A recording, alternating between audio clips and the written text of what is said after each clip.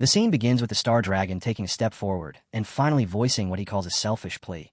He wants rebirth. He wants to live another life from the beginning, and he doesn't even try to dress it up, admitting outright that he's shamelessly asking for such a favor. Murong Head by Aiden responds on the spot, his expression full of doubt as he questions whether something like reincarnation can even exist at all, and at the same time Murong is visibly stunned, turning toward the Star Dragon and pressing him hard. If the Star Ancestor truly had a way to do this, then why had it never been mentioned before? Unhurried, the Star Dragon explains that he was never trying to conceal anything. He says that to repay the Murong family he really did want to keep living, but the path to rebirth is so cruel and so difficult that it's nearly impossible to accomplish. And as he speaks, the hot dragon girl angles her eyes toward him, watching every word with clear attention.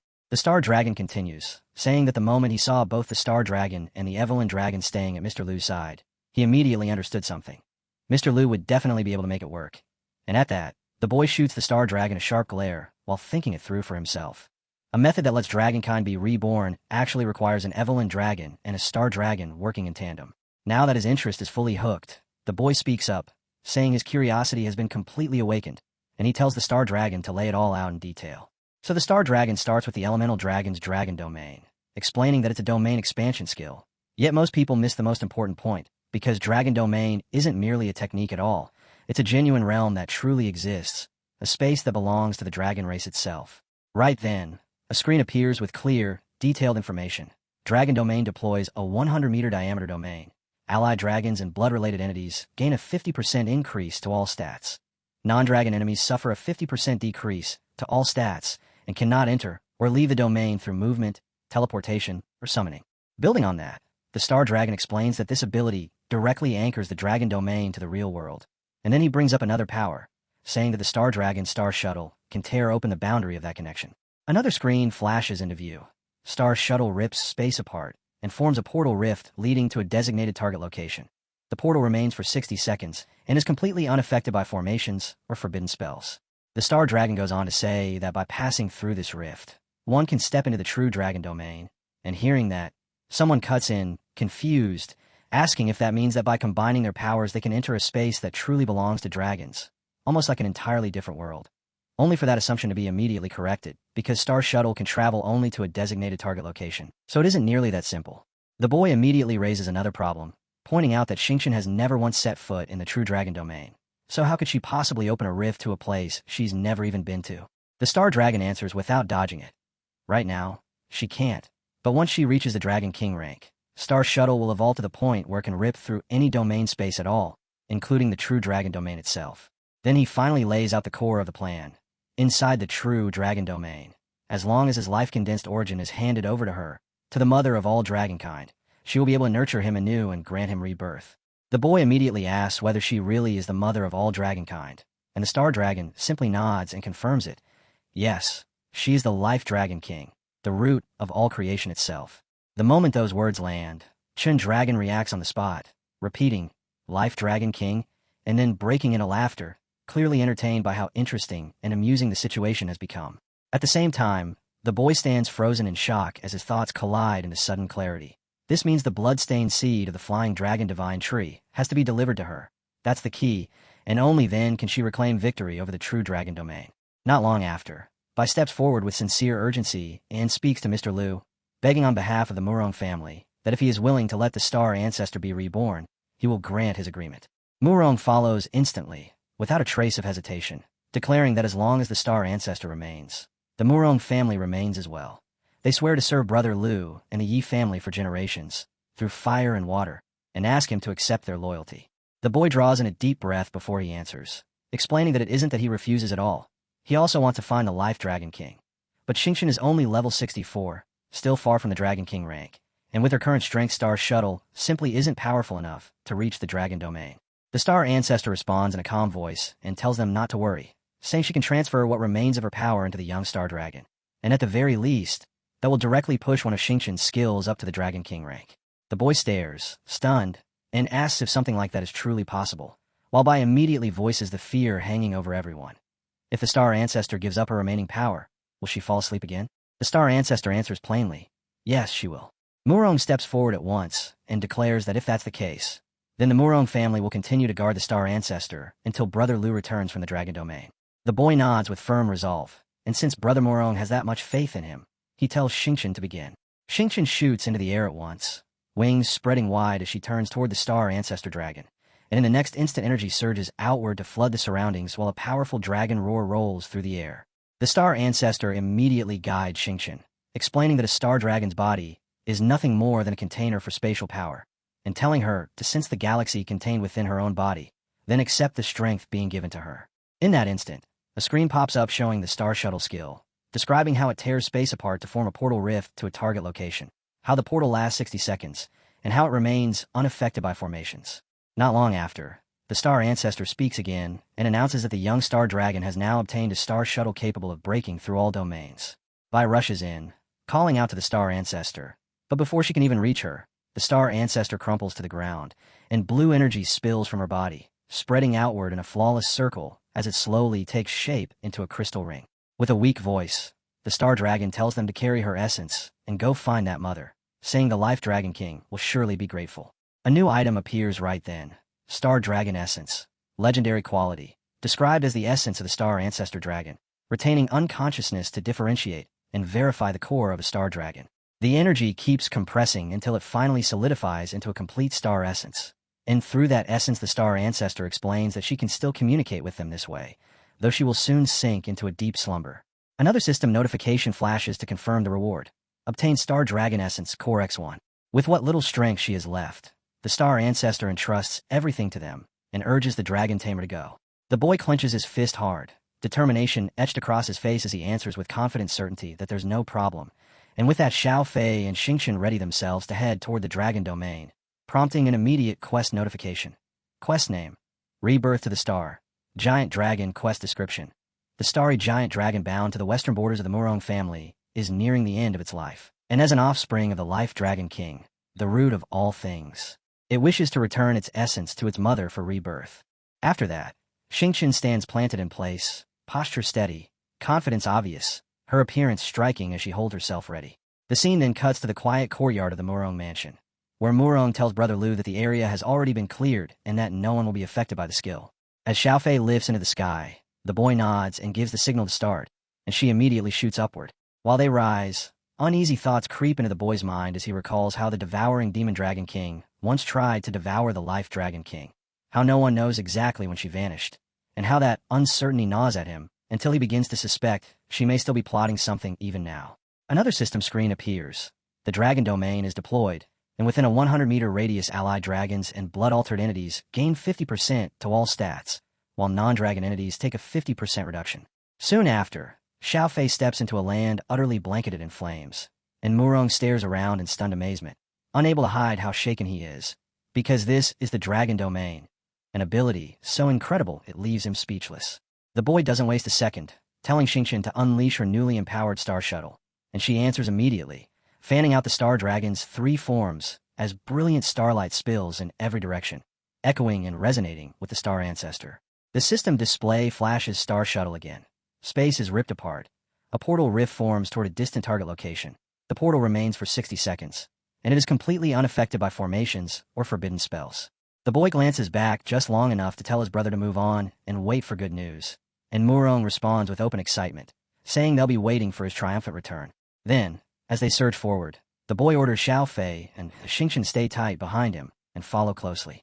The scene shifts again into the true dragon domain, where Dragon Head Peak rises in front of them, the entire land swallowed by fire. The boy stares across the endless expanse in awe, realizing this is the true dragon domain, far beyond anything he pictured, so alien and immense that it feels like crossing into a completely different world. Now at Dragon Head Peak inside the dragon domain, the star essence speaks with steady calm, saying this is the world that truly belongs to dragons, that they're standing at Dragon Head Peak, and that Life Canyon, where Mother resides, is not far from here. The boy answers at once, saying if that's the case, there's no point stopping to camp midway, and he proposes they push straight through in a single continuous run. The star essence hesitates, then speaks again with a note of confusion, because something feels off. This place used to be crowded with dragons cutting through the skies, yet now there isn't even one to be seen, and in the dragon domain, even the weakest dragons are usually around level 150, with different regions each ruled by different dragon kings. She admits she's been gone far too long, and in her memory, there were once 11 dragon kings here, and no matter what happens she warns him, never to trespass into their forbidden zones. Hearing that, The boy repeats it to himself. 11 Dragon Kings, each above level 150, and the thought alone crushes down on him with its weight, to the point that for a brief moment he imagines what it would be like to tame them all, only to instantly shut the fantasy down, because even thinking it feels impossible. Just then, the Star Essence speaks again and announces that they've arrived. The scene cuts to the gate of Life Canyon within the Dragon Domain, and the Star Essence explains that beyond this gate is Mother herself. The boy studies the structure in silent admiration, because the stone gate is enormous and majestic, even more imposing than he expected. Yet when he and all his companions come to a firm stop before it, he spots the problem immediately. The gate is completely sealed, and he can't help wondering how he's supposed to enter it all. At that moment, the Star Essence Dragon suddenly blazes with light, her radiance spreading across the sky as she tells him to leave it to her. Her essence is the key, and once the gate senses her presence it will open, but she also makes it clear that the instant this happens, she will no longer be able to communicate with him. A system notification flashes up, showing that the Star Dragon Essence Core has been used. The essence sinks down and finally touches the gate, and the Star Essence Dragon speaks for the last time, telling him that from this moment forward, he's on his own. The boy's heart tightens, because at last he's about to meet the Life Dragon King. The enormous stone doors begin to part, inch by inch, and as the boy and his companions hold their ground before the entrance, all three of them go rigid, staring straight ahead without moving. Disbelief crashes over him. How can this be? He looks deeper into Life Canyon within the Dragon Domain, and his face darkens, because the canyon is corroded and wrecked, and there isn't even the faintest trace of vitality left inside it. This is supposed to be Life Canyon, yet what lies before them has nothing to do with life at all. Around him, his comrades start speaking up at the same time, and the boy cuts through it by giving a quick order, telling everyone to follow him and move deeper in the canyon first. But as he advances, something erupts without warning. Purple energy bursts from nowhere and strikes straight at him, catching him completely off guard, and almost immediately a screen appears with information about a strange entity. Straight Dragon 3 form, switch Galaxy. Emerald Dragon 3 form, switch Eternal One. The boy instantly understands what it is and shouts that it's an ambush, ordering everyone to get ready for battle, as Xingqian snaps in her dragon form, and Xiao Fei also shifts, swelling into a towering giant dragon. And together they turn to face the purple, liquid-like dragon shape ahead. Xiao Fei releases surging waves of green energy, scattering it across the area, to push back the advancing purple flow, and another system screen appears to explain eternal protection. It generates a protective barrier that covers all targets beneath it, with the barrier's damage absorption determined by the Eternal One's HP and its self-regeneration ability. Then, still in her dragon form, she lifts her hand and unleashes a massive white light that floods the surroundings with blinding brightness, while heavy power ripples outward in every direction, and a new screen appears showing Starfall. Within the region covered by the galaxy, starlight continuously rains down from above. Other skills can still be used during Starfall, and its effects last indefinitely until the skill is cancelled. The boy locks a sharp, icy stare onto the purple fluid, and when it turns toward him, he roars out a command, telling the weaklings to be gone, as a screen pops up to explain the ability. Weaklings Be Gone releases Draconic Killing Intent, dealing defense-ignoring area damage that kills nearby enemies and knocks them back. With Starfall pouring down and spreading over the battlefield, the purple fluid starts to splinter and crumble under the impact, while Xiao Fei and Xiao Chun keep pouring out their energy, striking without pause and erasing huge swaths of the purple flow, and the boy stands firm at the front watching it all, thinking that maybe, finally, it's over. But then something immediately feels off, because the purple fluid doesn't truly vanish at all. It slumps onto the ground and writhes, twisting to shapes like reptilian creatures or animals, and the boy's expression shifts as a chilling realization hits him. It isn't dead yet. He forces himself to make sense of what he's seeing, mind flashing with the impossible question of how this could even happen, because the entity can't be appraised at all, and he can only wonder whether this corruption is tied to some ancient god, or whether these things aren't living creatures in the first place, until a system message appears to shut it down cold. Appraisal is restricted. At the same time, Xiao Chun is still in flight when another burst of purple energy suddenly lashes out and attacks again, and the boy finally grasps the truth in a single, grim instant. These things can't be killed, and dragging the fight out any longer isn't an option. Without warning, a huge wave of purple fluid slams down directly in front of him, and the boy shouts for everyone to dodge as the purple substance spreads at terrifying speed, swelling outward and grabbing at everything nearby, trying to drag them into its mass. He yells for everyone to stop wasting time fighting and push deeper into the canyon, and he and all his comrades immediately launch into the air, but as they fly his thoughts only grow darker, because even the Life Dragon King's own domain has become like this, and he can't stop himself from wondering if the Life Dragon King is already dead. Some of his comrades shout something urgent, and the boy snaps back, quickly demanding that Xiao Fei tell him what's going on, yet before he can get a clear answer the purple liquid erupts again. He sees it now.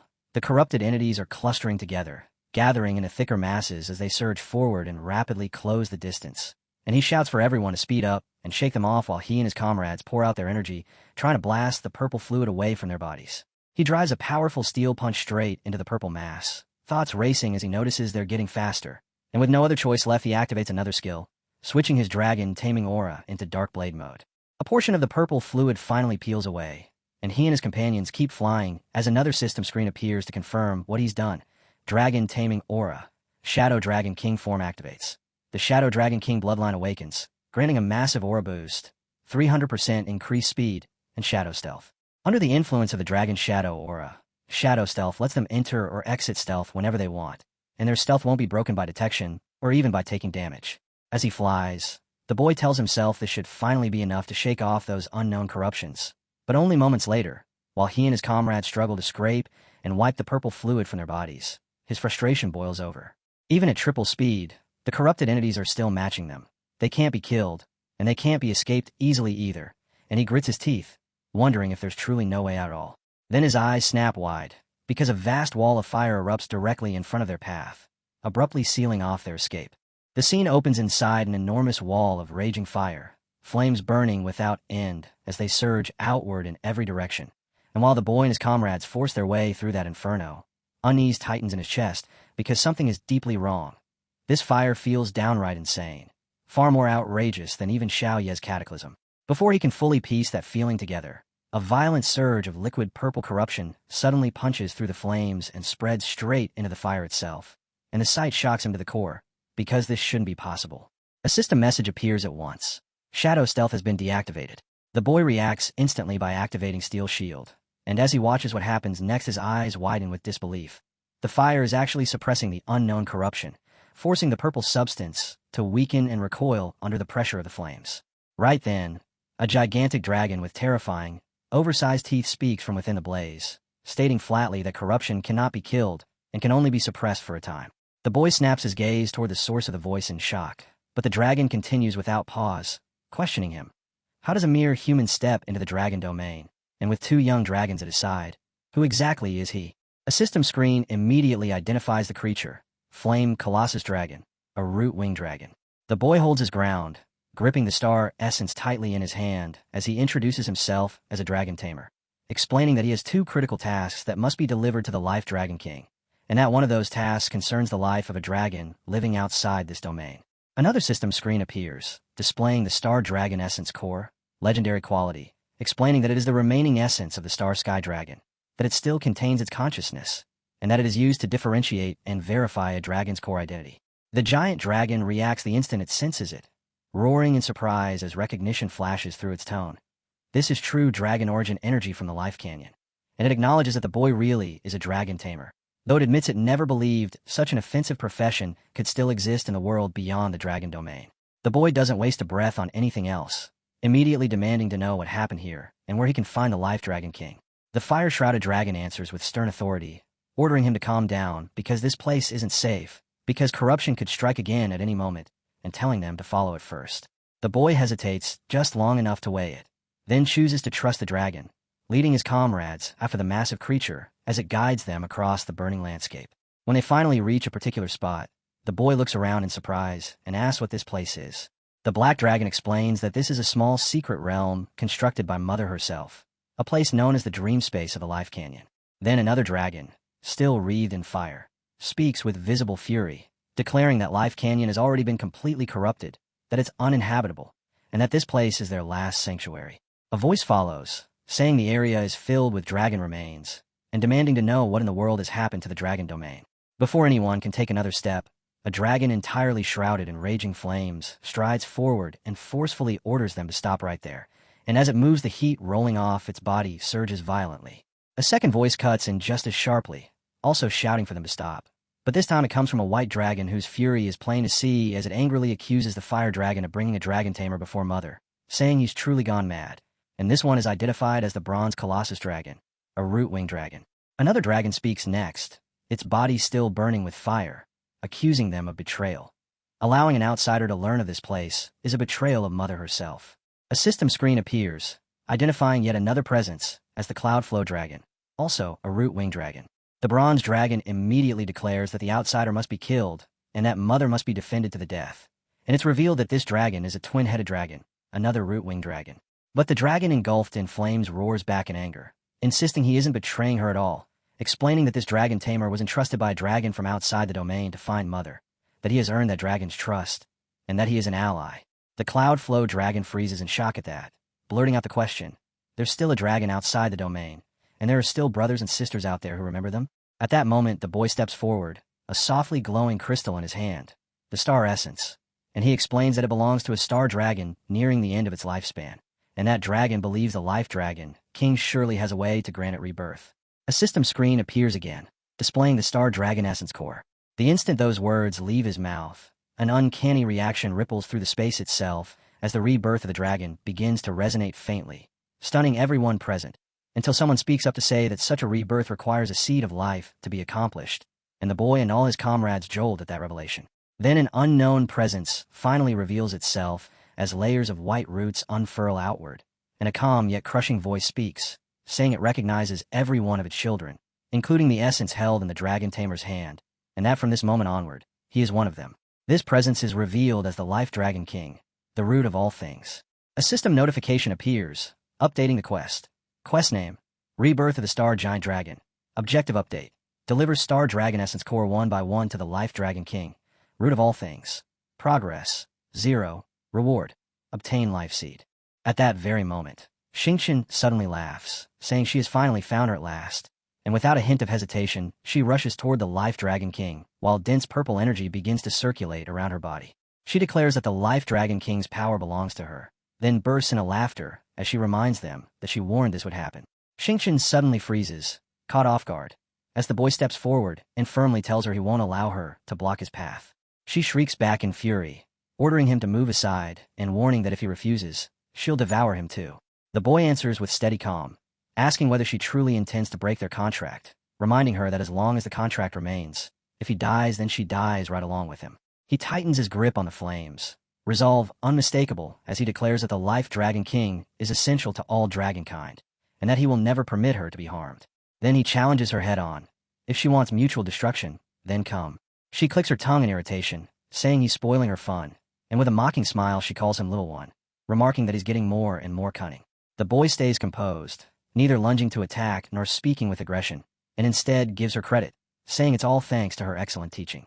She pauses, and at last she relents, saying she won't touch the Life Dragon King, but only for as long as the contract holds, and that once he uses his remaining 2 summons, he won't be able to restrain her anymore. He replies instantly that when that moment comes, he'll have enough power to stop her again. The scene then opens with the boy standing firmly where he is, while his 2 comrades remain close at his sides, one to his left and one to his right, his stance steady, yet carrying something subtly wrong. The fire dragon notices it right away and asks what's wrong with him.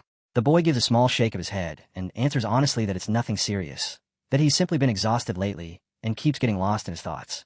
From behind them, the twin-headed dragon suddenly speaks, directing its question toward Mother as it asks why she is awake. The cloud flow dragon follows with concern, pointing out that her roots haven't absorbed nutrients for a very long time, and warning that if she doesn't rest soon, this secret realm will collapse completely. Mother answers with quiet calm that it doesn't matter right now, because what matters is that she wants to speak with her new companion, the dragon tamer, and then she gently asks him how the exiled dragon has lived its life all these years. The boy pauses, remembering what Muron once told him. The exiled dragon fled far into the outside world, forged a powerful family there, and that family endured for more than a century. He speaks in a softer voice, saying that even now, as that dragon approaches death, it still can't let go of the ones it cared for. At that, the bronze dragon, Jarl Bai Singh, snorts with open disdain, calling it ridiculous as he claims humans only crave the power of dragons and never offer real respect, then angrily pointing at the hatchlings beside the dragon tamer and calling them living proof of enslavement. The mother dragon cuts him off with quiet calm and explains what she truly sees. Whenever the dragon tamer loses focus, the 2 young dragons at his sides immediately grow anxious and worried, and that kind of reaction can't be faked. It's genuine concern, so she believes what he said. Then she tells him she is willing to give him a seed of life, but that it will take time. The boy reacts instantly, anxiety playing as he says the star dragon has no time left and demands to know what exactly they're waiting for, pointing out that the unknown corrupting entities have already swallowed up the canyon outside. The mother dragon falls silent, offering no answer at first. So the fire dragon draws a deep breath and speaks in her place, saying that as the dragon tamer can already see for himself, Life Canyon has been corrupted beyond any hope of survival. Only then does the mother dragon speak again, telling him to witness it with his own eyes, and asking him to touch her branches. As her branches reach toward him, the boy feels a sudden shift and jolts in alarm as his awareness is pulled away. Inside his mind, he understands at once what's happening. These are the Life Dragon King's memories. He sees countless dragons soaring through the canyon, and then a violent eruption of purple fluid explodes into view. Dragons roar in agony as the corrosive substance spreads, its damage so overwhelming it tears through them. All the dragons begin releasing their energy in desperation, trying to fling the purple fluid off, while the mother dragon herself roars and unleashes her power, raising a colossal barrier to block it. Then a light blue energy surges into existence and slams straight into the purple corruption, the two forces colliding and grinding against each other in a brutal struggle. The mother dragon activates a green, lens-like glow, and the boy stares in shock as that power sharpens her vision. And then recognition strikes him like a blow. He knows it. He says it's mascara, and that the power pouring out of that rift is identical to the power of the ancient gods. The mother dragon turns her full attention onto him and asks in a quiet voice whether he recognizes this power, because they have awakened outside the dragon domain as well. The boy nods and confirms it's true. They're called the ancient gods, wielders of annihilation who want to erase all life from existence. The mother dragon speaks with calm weight, explaining that if not for the protection of the crystal dragon kings, they would have been wiped out long ago. The fire dragon continues in a steady, grim tone, explaining that this secret realm itself is a barrier formed from the body of a crystal dragon king, hiding them away and completely isolating them from the corrupted life canyon outside. The boy's thoughts turn heavy as the implication sinks in. The crystal dragon king, meaning the giant dragon he witnessed in the Life Dragon King's memories, must have sacrificed itself to save everyone, and it no longer exists. The fire dragon adds one more piece, voice firm but bleak. Mother has no combat strength left, but she can drive her roots deep into the earth and reshape the land, turning it into an environment where dragons can survive. That is why the survivors in this realm are still breathing at all, kept alive only through Mother's careful, limited infusions of her own life force. And for what the boy can tell, the situation outside the dragon domain is no better. The Cloud Flow Dragon speaks next, saying they've waited for rescue for a long, long time, yet the corruption has only continued to spread, and now it has begun to threaten this secret realm itself. The twin-headed dragon follows with a bitter edge, saying that every dragon who ever left this place to seek help died. Not one returned alive, and they were forced to retrieve every corpse nearby, because if they didn't, the corruption would possess the bodies. The boy finally speaks again, because he understands now. They no longer have the strength to escape. The bronze dragon confirms it bluntly. The exiled dragon has forgotten them. Only 4 root-bound guardians remain. Mother has nowhere left to draw energy from. Her life force is fading, and this realm is already teetering on the edge of collapse. The boy's face hardens as the truth comes into perfect focus. They are powerless against the ancient gods, and if he does nothing, the Life Dragon King will die here. A system notification appears at that moment.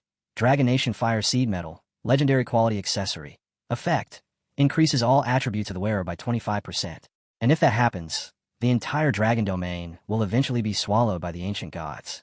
The boy looks at them and asks directly whether they truly recognize him as a companion. The Cloudflow Dragon answers yes, but asks why he's asking, and the boy doesn't hesitate for even a heartbeat. Then let me help you escape the corruption. The mother dragon studies him carefully and asks whether he truly means to take them away, warning that if the dragon domain falls, the ancient gods will eventually spread their corruption into the human world as well. The boy answers with calm certainty that even if they stay, they won't survive much longer anyway, and he asks whether that assessment is wrong, because this place will be consumed no matter what. But if they come with him, they will live. Then he clasps his hands together with firm resolve and continues, saying he has already slain an ancient god, and that his nation has formally recognized him as a conqueror of ancient gods. Another system screen appears, Godborn Dragon King Armor of the Fallen Mountain rank, and the Cloudflow Dragon senses the aura and reacts in shock. A Dragon King worn his armor. Yet the aura feels strange. The twin-headed dragon adds that it carries the scent of their dragon kind, but also the scent of corruption, a power that feels both familiar and unsettling at the same time. And the wyvern speaks, clearly, explaining that this armor is a dragon king fused with the essence of an ancient god, and that the ancient god he defeated now has its power wielded by him. He continues with confidence, saying that even if the dragon domain becomes completely corrupted, the instant an ancient god awakens he will hunt it down, and that he also has an island territory where they can recover and live in peace, a place that is absolutely safe. The mother dragon watches him in silence for a moment, then answers with a gentle warmth, saying that the way he considers others so carefully makes it no surprise the hatchlings at his side have grown to adore him so completely. And with that, the fire dragon finally speaks up with firm resolve, saying that if that's true, then he wants to ask Mother whether they should go with the dragon tamer. The scene opens inside the Life Canyon dreamscape, where the mother dragon speaks in an even, steady tone, admitting that letting go hurts. But Life Canyon has already been fully eroded. There's nothing left worth clinging to, and this is their last chance to survive, so they're placing all their hope in their companion. After that, our boy and Xiaochan rise into the air together, and our boy gives a small nod as he says it's time to go deeper into the departure, prompting Xiaochan to immediately cast a starry sky warp. A screen flashes in a view showing Star Dragon 3 forms with star radiance, and in the next breath stars begin to tumble down from above, scattering starlight in every direction as the warp activates, forming an open space that becomes a partial rift leading straight to the target location. The portal rift is stated to last 60 seconds, and it's also influenced by magic circles, forbidden spells, and barriers. At the very same time, our boy releases his own energy and triggers a link, tying the target portal directly to his territory teleport. Because territory teleport lets a lord open or close a portal to their territory whenever they want, and more than one territory portal can exist at once. With the connection made, our boy immediately turns toward Shun and urgently tells everyone to hurry and follow him, because they only have 60 seconds left. The scene shifts to the Tianfu Island Shadow Fortress, where a table inside is already laid out under a wide spread of delicious food, and our boy's aunt busies herself arranging dish after dish, as she says this should be enough, adding that it's all the food Xiaofan loves best, because she's going to wait right here for him to come back. Then she sits alone at the table surrounded by the dishes, quietly praying for our boy, until she suddenly stiffens, freezing in place as an odd sound reaches her ears. Outside, the mother dragon lets out a soft laugh and says the air here feels unbelievably fresh, just like their homeland before erosion claimed it, and she sincerely thanks her friend. Beside her, the Cloudflow dragon turns his gaze across the surroundings in open amazement and remarks on how beautiful everything is, while the fire dragon follows by admitting he'll need a bit of time to adjust to a place that actually is water. That's when our boy declares they've arrived, telling them plainly that this is his territory, and from now on, it will be their new home. As they draw nearer to the house, a voice suddenly calls out to our boy, and he stops dead, snapping his head around until his eyes meet his aunt's. He calls back to her, but she can only stare past him at the enormous figures standing behind him, and then she asks what those huge things are, joking that they better not all be his brand new pet dragons. The moment his aunt's joke leaves her mouth, the twin dragons bristle with instant anger, and one of them lashes back in a furious snap, calling her rude and openly offended, insulted that a mere human would dare label them pet dragons and look down on them that way. The other lets out a threatening growl and declares it will eat her, forcing our boy to surge forward at once and put himself in the way as he shouts for her to stop, because she's his aunt, his family, not some enemy to be attacked. His aunt stands there frozen for a heartbeat in sheer shock, then blurts out in disbelief that they can actually talk, and our boy immediately hisses for her to be quiet, warning her not to say anything reckless. He explains quickly that these aren't pet dragons at all, but terrifyingly powerful friends he rescued from somewhere else. And although she keeps staring at him, still stunned, she can only admit that the friends he brings back are getting more and more outrageous every time. Our boy lets out a soft laugh and tells her they really haven't had much contact with humans before, so she needs to brace herself mentally if she's going to get along with them. The bronze dragon speaks up then, sounding plainly relieved as he remarks that this place is overflowing with life, and that the energy here is so rich he can feel the exhaustion from his earlier battles finally draining away. The mother dragon gives a calm nod and says that once she draws enough energy from this land, she'll soon be able to nurture a seed of life and let that exalted dragon be reborn. And with that, she turns her gaze back to our boy and speaks bluntly, pointing out that he didn't bring them to a place this abundant and prosperous for no reason. So she asks him directly what he wants in return. Our boy answers without dodging it. He wants them to remain here and help guard his territory. The mother dragon considers it and nods, saying that's acceptable, that they will stay until she recovers her full strength, and until that day comes, they will protect this territory on his behalf. Our boy adds that he understands he probably can't keep them here forever. Legendary dragons aren't the sort to settle in one spot indefinitely, but if he gives his word, then maybe they'll rethink their wandering ways. Right then, a system notification flashes up, listing Bloodstained Flying Dragon Scare Tree Seed as a quest item and proof that the demon-devouring Dragon King has been slain, followed by another notification updating the quest as Seed of the Flying Dragon Scare Tree and tracking every Bloodstained Flying Dragon Scare Tree seed delivered to the Life Dragon. The mother dragon sucks in a sharp breath, stunned as she realizes he actually killed the demon-devouring Dragon King, and the bronze dragon shouts in exhilaration that our boy has completed the hidden quest she left behind, while the Cloudflow dragon backs it up, saying there's no doubt. This truly is the demon-devouring Dragon King's blood. Our boy cuts in before it can spiral further, explaining that after the War of the Three Dragons, the demon-devouring Dragon King was left gravely wounded, and when he found her in Dragonfall Valley, he seized the chance and finished her off. He adds that it was fortunate he acted when he did, because he could never allow the Life Dragon King to discover she was still alive. The Mother Dragon admits that she had already abandoned hope long ago, never once imagining there could be someone who would actually manage to kill her. Right after that, another system notification appears to confirm the quest progress, showing that the blood-stained flying dragon scare tree seed has been delivered to the Life Dragon King.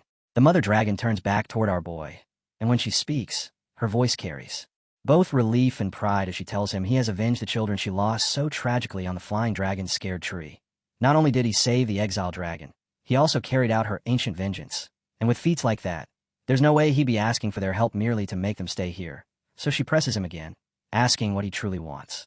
The fire dragon steps forward as well, and adds that as long as it's something they can give or something they can do, they'll help him without hesitation. The bronze dragon nods in agreement, saying he understands now.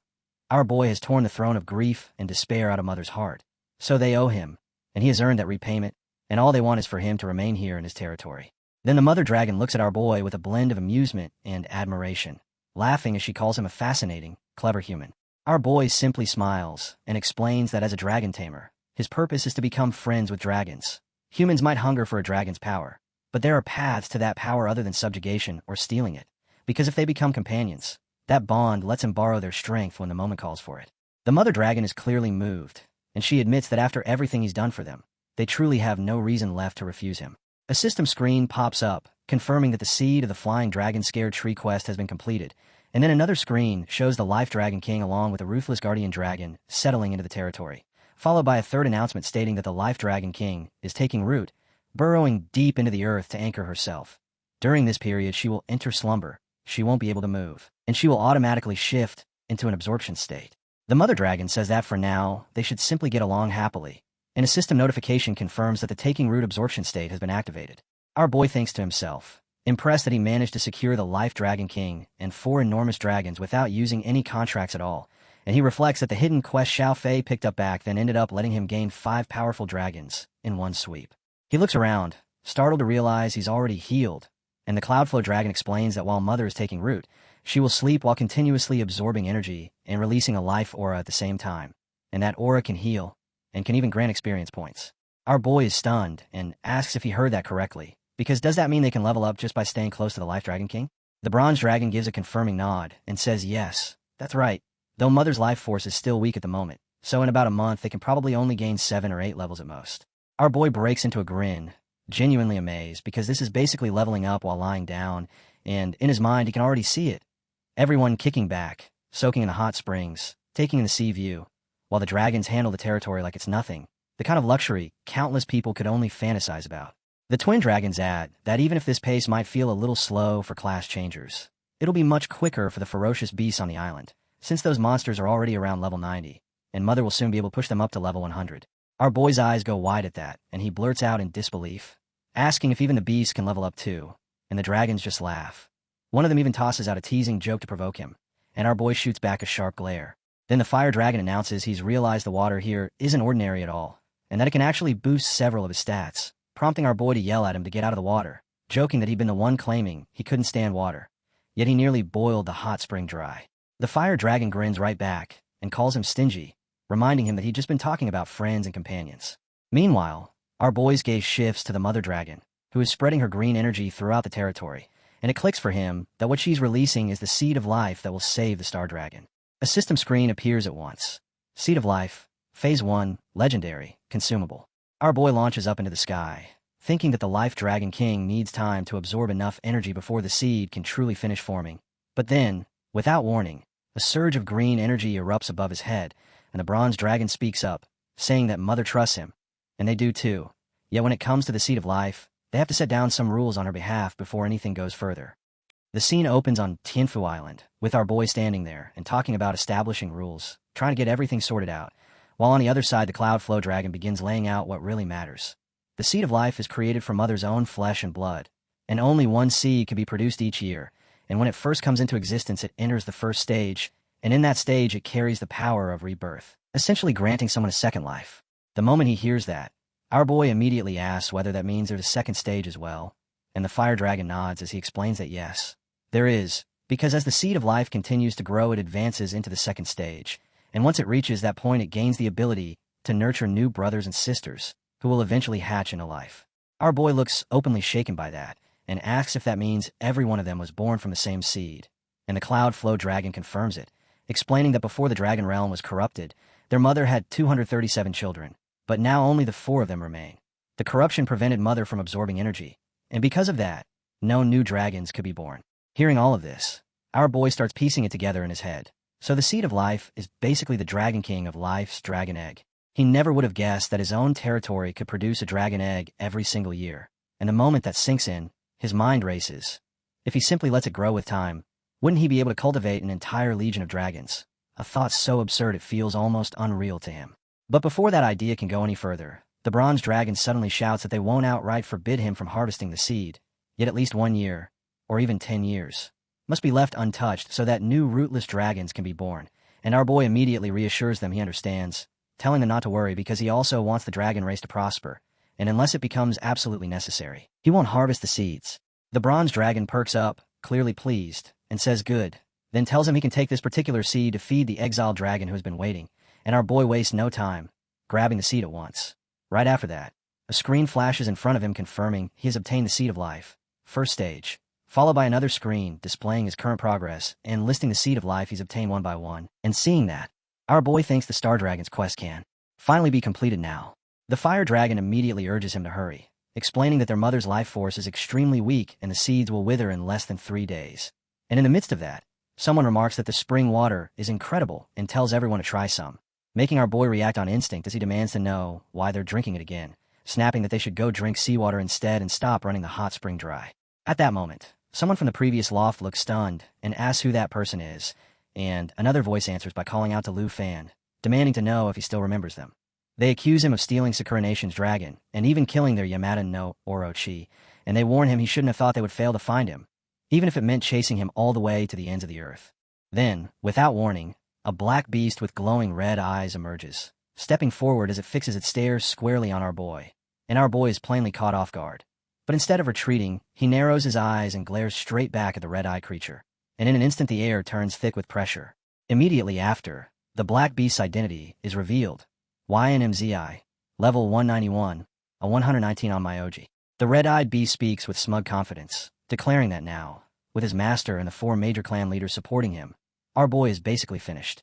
He sneers at him, asking what's wrong and whether he's scared, then goes even further and mocks him for being so terrified he can't even answer. Our boy draws a slow, steady breath and responds with calm contempt, saying Yin's skill is honestly garbage, because all he can do is project his voice. He can't even see him. Only for Yin to reply coldly that sending his voice is already more than enough, since he doesn't even want to look at that disgusting face anyway. Our boy suddenly raises his voice and rockets straight up into the sky, calling him out loud and clear, asking if he's here for revenge, and if not, then to stop wasting his time. Yin's red eyes flare even brighter as he breaks into laughter, saying our boy is still just as arrogant as ever. But fine, he'll speak plainly. Our boy killed his Shikigami and stole the dragon, so his master, In Tianzi, will personally lead the 4 major clan leaders to demand an explanation, and in 3 days they'll arrive at his current location. If he has the guts, he can try running, but wherever he goes, they'll hunt him down and find him. Our boy doesn't so much as blink, only staring back and casually asking if that's all, reminding Ian that last time he survived solely because he ran fast enough, and warning that this time, whether it's his master or any so-called big shot, he'd better bring them all. The beast answers that Yin's master and the 4 clan leaders have already reached the 5th turn, and if our boy wants to stay alive, then he should hand over his dragon pet right now.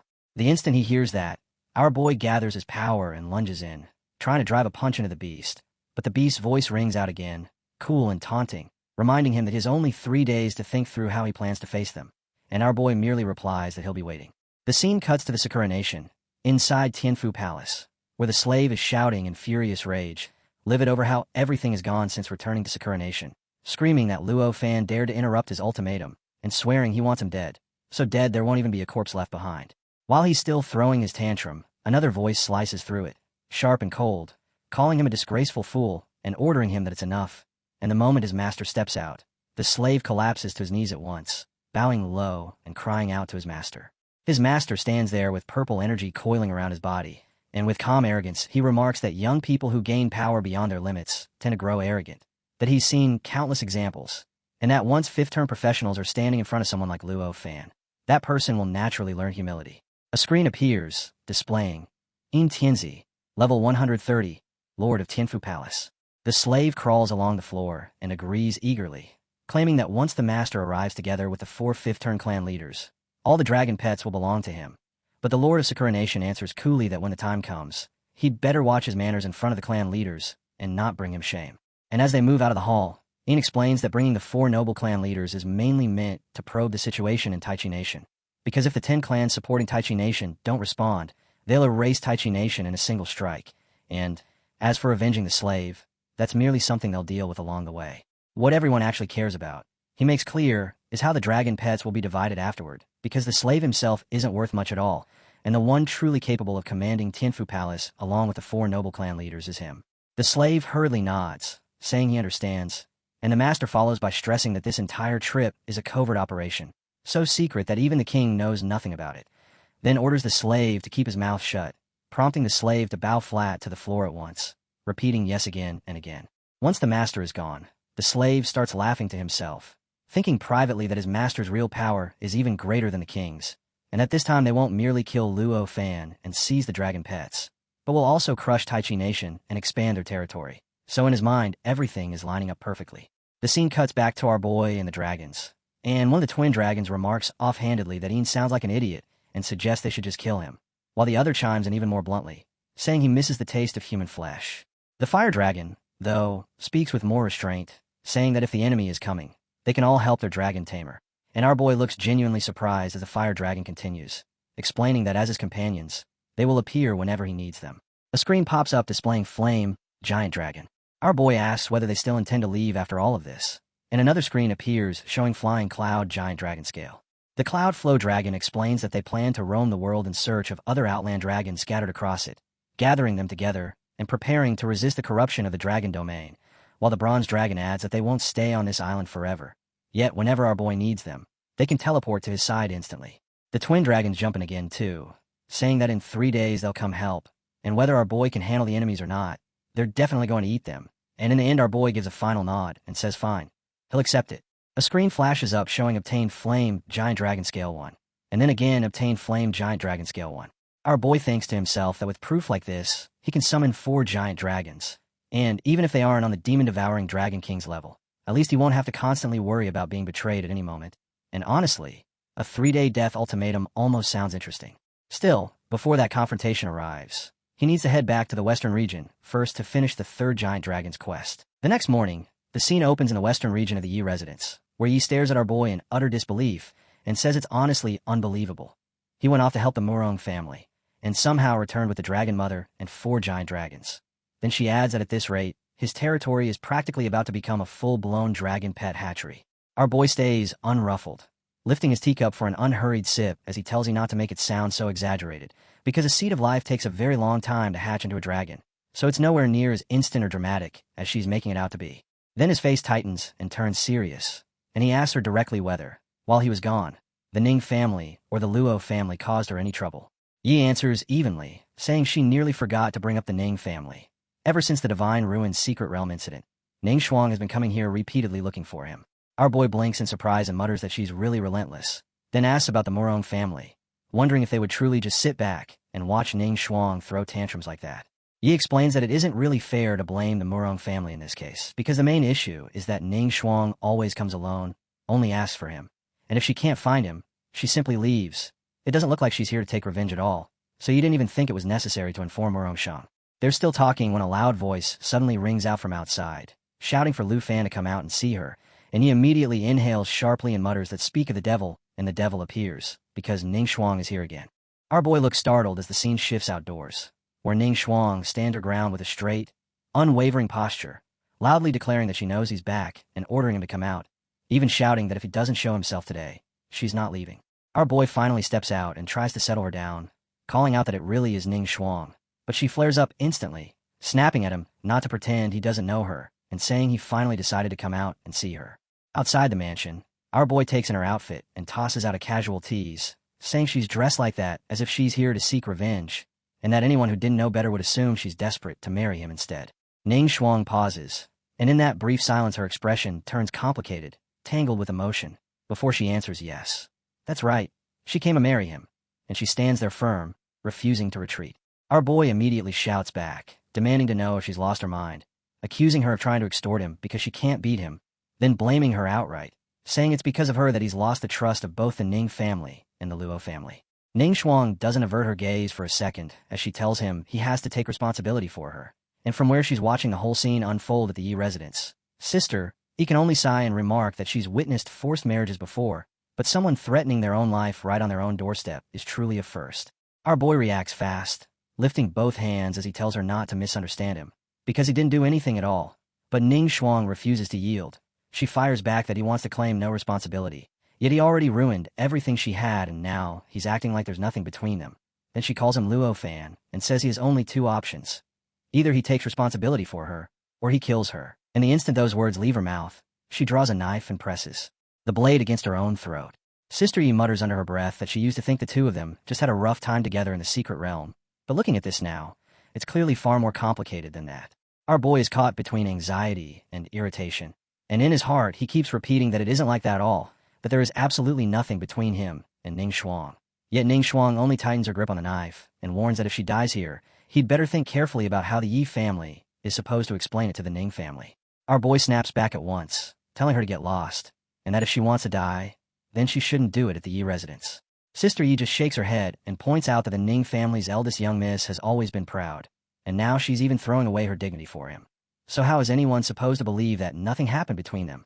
Our boy drags a hand over his forehead and says this mess can't be cleared up in a few words, and the more they argue, the uglier it will become, then adds that he still has proper business to handle for the Morong family first, and he'll deal with this situation later. Sister Yi only shrugs and tells him to do whatever he wants. Not wasting another second, our boy spreads his wings, energy rippling outward as he shoots up into the sky. And as he flies off, he can't help thinking how completely ridiculous this is. He decides he'll let her cool down for now and smooth it over after he comes back. But Ning Shuang still won't let go. She sprints after him and yells that he won't escape from this. The scene shifts to the Murong residence in the western region's Red Peak mountain range, where our boy drops to the ground with a solid landing, and the swirling energy around him gradually settles. Head leader Bai approaches to greet him, saying Mr. Lu Fan has finally returned, and Murong immediately asks how things went in the dragon domain, to which our boy answers calmly that it's been taken care of. Murong quickly invites him inside, explaining that the ancestor has been waiting for news, and he warns the guards that this is the Murong family residence, and no outsiders are to be allowed in without an invitation.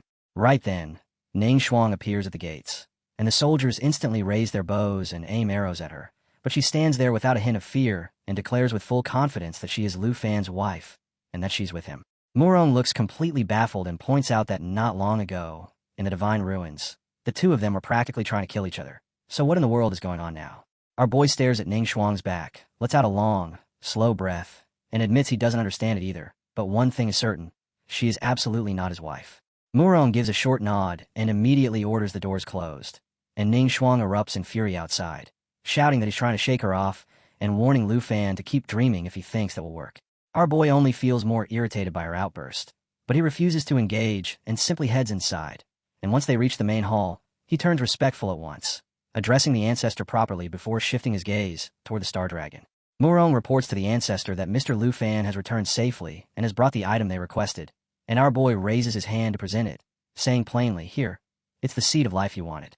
The Star Dragon studies the seed for only a moment before his expression changes, because he immediately senses something wrong. He says the vitality inside feels extremely weak, and with visible anxiety, he asks whether something happened to his mother. Our boy answers without sugarcoating it, saying the Valley of Life no longer exists, and the words hit like a blow. Head Murong looks stunned. Murong himself stares in disbelief, and the Star Dragon reacts the strongest of all, shouting and demanding to know what he just said. So our boy starts laying it all out. By the time he arrived, the valley was already nothing but wasteland, and the Life Dragon King along with the 4 remaining dragons had been trapped inside a secret realm. Beyond that realm, the entire world was crawling with monsters that can't be killed because they regenerate endlessly, and even the dragons that have already fallen have been corrupted by those same creatures. He goes on, saying the root of the chaos is something akin to an ancient god, and that ancient god has already awakened. The instant the Star Dragon hears the words ancient god, he shouts in shock, and a powerful yet unstable energy bursts outward from him, low and heavy, filling the whole space with suffocating pressure. The scene opens at the Murong residence in the western region, inside the Star Tomb, where the Murong clan head looks down at the Seed of Life and asks whether it can still grant the ancestor a second life. The Star Dragon answers with forced calm, explaining that even though a large portion of the vitality has already been lost, the seed is still enough to let him be reborn. However, he adds that once reborn, he'll recover only 8% of his original strength and attributes, and the remaining power will require 10 full years to slowly return. The clan head answers at once that as long as the ancestor can live another life, nothing else matters. Without the slightest hesitation, the Star Dragon takes the Seed of Life and swallows it whole in a single gulp. And the moment it goes down, energy begins surging out from his body, the power climbing higher and higher in wave after wave as a deep blue light spreads across everything, growing darker, thicker, and more intense by the second. In the middle of that transformation, the Star Dragon suddenly calls out to our boy, telling the Dragon Tamer to summon his Star Dragon, and our boy responds instantly by raising his hand as a ring of blue light appears in midair, circling, spinning, and flowing forward as it glides toward the Star Dragon, standing behind him. Once the energy steadies, the Star Dragon points toward the other dragon and says that this is the reward they agreed upon. A system screen immediately flashes up. Star Radiance form strength increased from 500% to 1000%, transforming into the Star Ripper for 60 seconds. The Star Dragon's aura keeps rolling outward in heavy, forceful waves, and then another screen appears, displaying 13 million heavenly stars, World Annihilation, and 39 million heavenly stars. World Annihilation summons the Star Core. Our boy watches with unmistakable excitement and says this is exactly what you'd expect from a Dragon King level skill. And right after that, another system screen confirms. Quest completed. Commission of the Star Giant Dragon. Quest reward. Your dragon pet of the same Star Dragon lineage gains the power of the Star Giant Dragon. Murong and the others look overjoyed as the entire rebirth finally reaches its end. And once it's done, the Star Dragon clears his throat and addresses our boy with respect, calling him benefactor, then says he has one last request. He wants our boy to return to his territory and pay respects to his mother, the Life Dragon King. Murong immediately asks if that means he's leaving this place. In that moment, our boy thinks privately about warning both the Star Giant Dragon and the Murong family that Sakura Nation will strike Tianfu Island in 3 days. And although the Murong family expresses that they're willing to help him, he chooses to refuse their kindness, believing this fight shouldn't pull even more people into danger. Before he goes, he promises the Murong family that after he meets the Life Dragon King, he will safely return the Star Giant Dragon. With everything settled, our boy takes out the adventurer's notebook he obtained in the Divine Ruins secret realm, quietly flipping through it as he prepares himself, calm and steady, while he waits for the enemy to come knocking. Then the scene shifts back to Tianfu Island, inside the Shadow Fortress leisure area, where Taozi comes rushing up to him with her phone in hand, her face tight with worry, as she tells him there's huge trouble because the headlines have just exploded. Our boy takes the phone from her and reads the headlines carefully, and after taking it all in, he points at the screen and says that with a lineup that massive, there's no way they came only for him. They probably plan to pressure the neighboring forces too, so they can swallow Taichi Nation in a single move without shedding even one drop of blood. Taozi keeps staring at the phone, visibly tense, while our boy continues in even tone, saying that since they came for him, he'll make sure they get an experience they'll never forget for the rest of their lives. The scene shifts to the Black Sand Sea, Sector 3, and one day later the enemy's strongest forces are already assembled there, their mere presence pressing down like a physical weight. The slave approaches his master to report that up ahead lies the endpoint marked by the resentment of Yamada no Orochi, and according to that mark, Lu Fan should be there. Yan, red eyes glowing, stares into the distance and declares that this is the endpoint of the marked dragon Tamer, that there's nowhere left for him to retreat, and that the dragons will inevitably end up in his hands. The scene cuts back to our boy, who stands before a projector and faces a massive screen, coolly remarking that it looks like their distinguished guests are already in position. He zooms out for a wider view, and in the next instant a flash of black energy streaks across the display, while outside the electric lights begin to flicker and drop out one by one. Someone shouts that it's lightning, that thunder shots are incoming, and there's far too much of it, and the thunder blasts spread with violent force, striking down and killing people, until another voice yells that seawater is surging in and orders everyone to seal the hatches. All vessels are commanded to activate the fleet's combined shield and drive power output to the absolute maximum. And the urgent order to repeat maximum output echoes again and again. Back in our boy's office, Taozi blurts out in surprise that the attack was actually blocked, but our boy stays composed and tells her not to get ahead of herself, because this is only the appetizer. The scene shifts back to Yan's army, now battered hard by the storm. Boats are trapped in raging waters, some vessels go under, and soldiers fight desperately just to make it to the riverbank alive. The slave rushes to his master to report that the storm and lightning caused around 40 deaths, mostly among third-turn professionals and below, while their core combat strength remains intact, and Master Ian remarks that for a kid to hold a place like this, he clearly has some ability. Then the Master God gestures forward and orders them to keep advancing. The scene cuts back to our boy, who calmly tweaks the display and refreshes the screen, watching the situation unfold in real time, while Wyan's army presses onward despite their obvious nerve from the thunder, lightning, and violent storm. One of the stronger subordinates warns that the fog feels extremely sinister and suggests they proceed carefully, testing what's real and what isn't, only for the Master to answer with icy certainty that they should reveal everything, because the more extraordinary and mysterious this territory is, the more valuable it will be once it becomes his. Before long, soldiers begin screaming and sobbing, and some collapse onto the ground, crawling and begging as they shout that the fog is poisonous and their life force is being drained away, forcing the Master to spread a ring of green energy outward as he casts a healing spell to cleanse the area, the green light rolling toward the soldiers in waves. A system screen flashes up, showing life resonance, stating that centered on the caster it releases 3 expanding healing waves within an 8th master radius. The soldiers feel the relief immediately, exchanging surprised looks as the pressure in their bodies eases. But the moment they start to relax, a white strike whips toward them, and one man's head drops on the spot. The rest stiffen in horror, and then, one after another, they begin to fall as unseen attacks slice them down. Someone screams that they're under attack, yet they can't even tell where the enemy is, and, as the seconds drag on, more and more soldiers are carved apart and sent to the ground.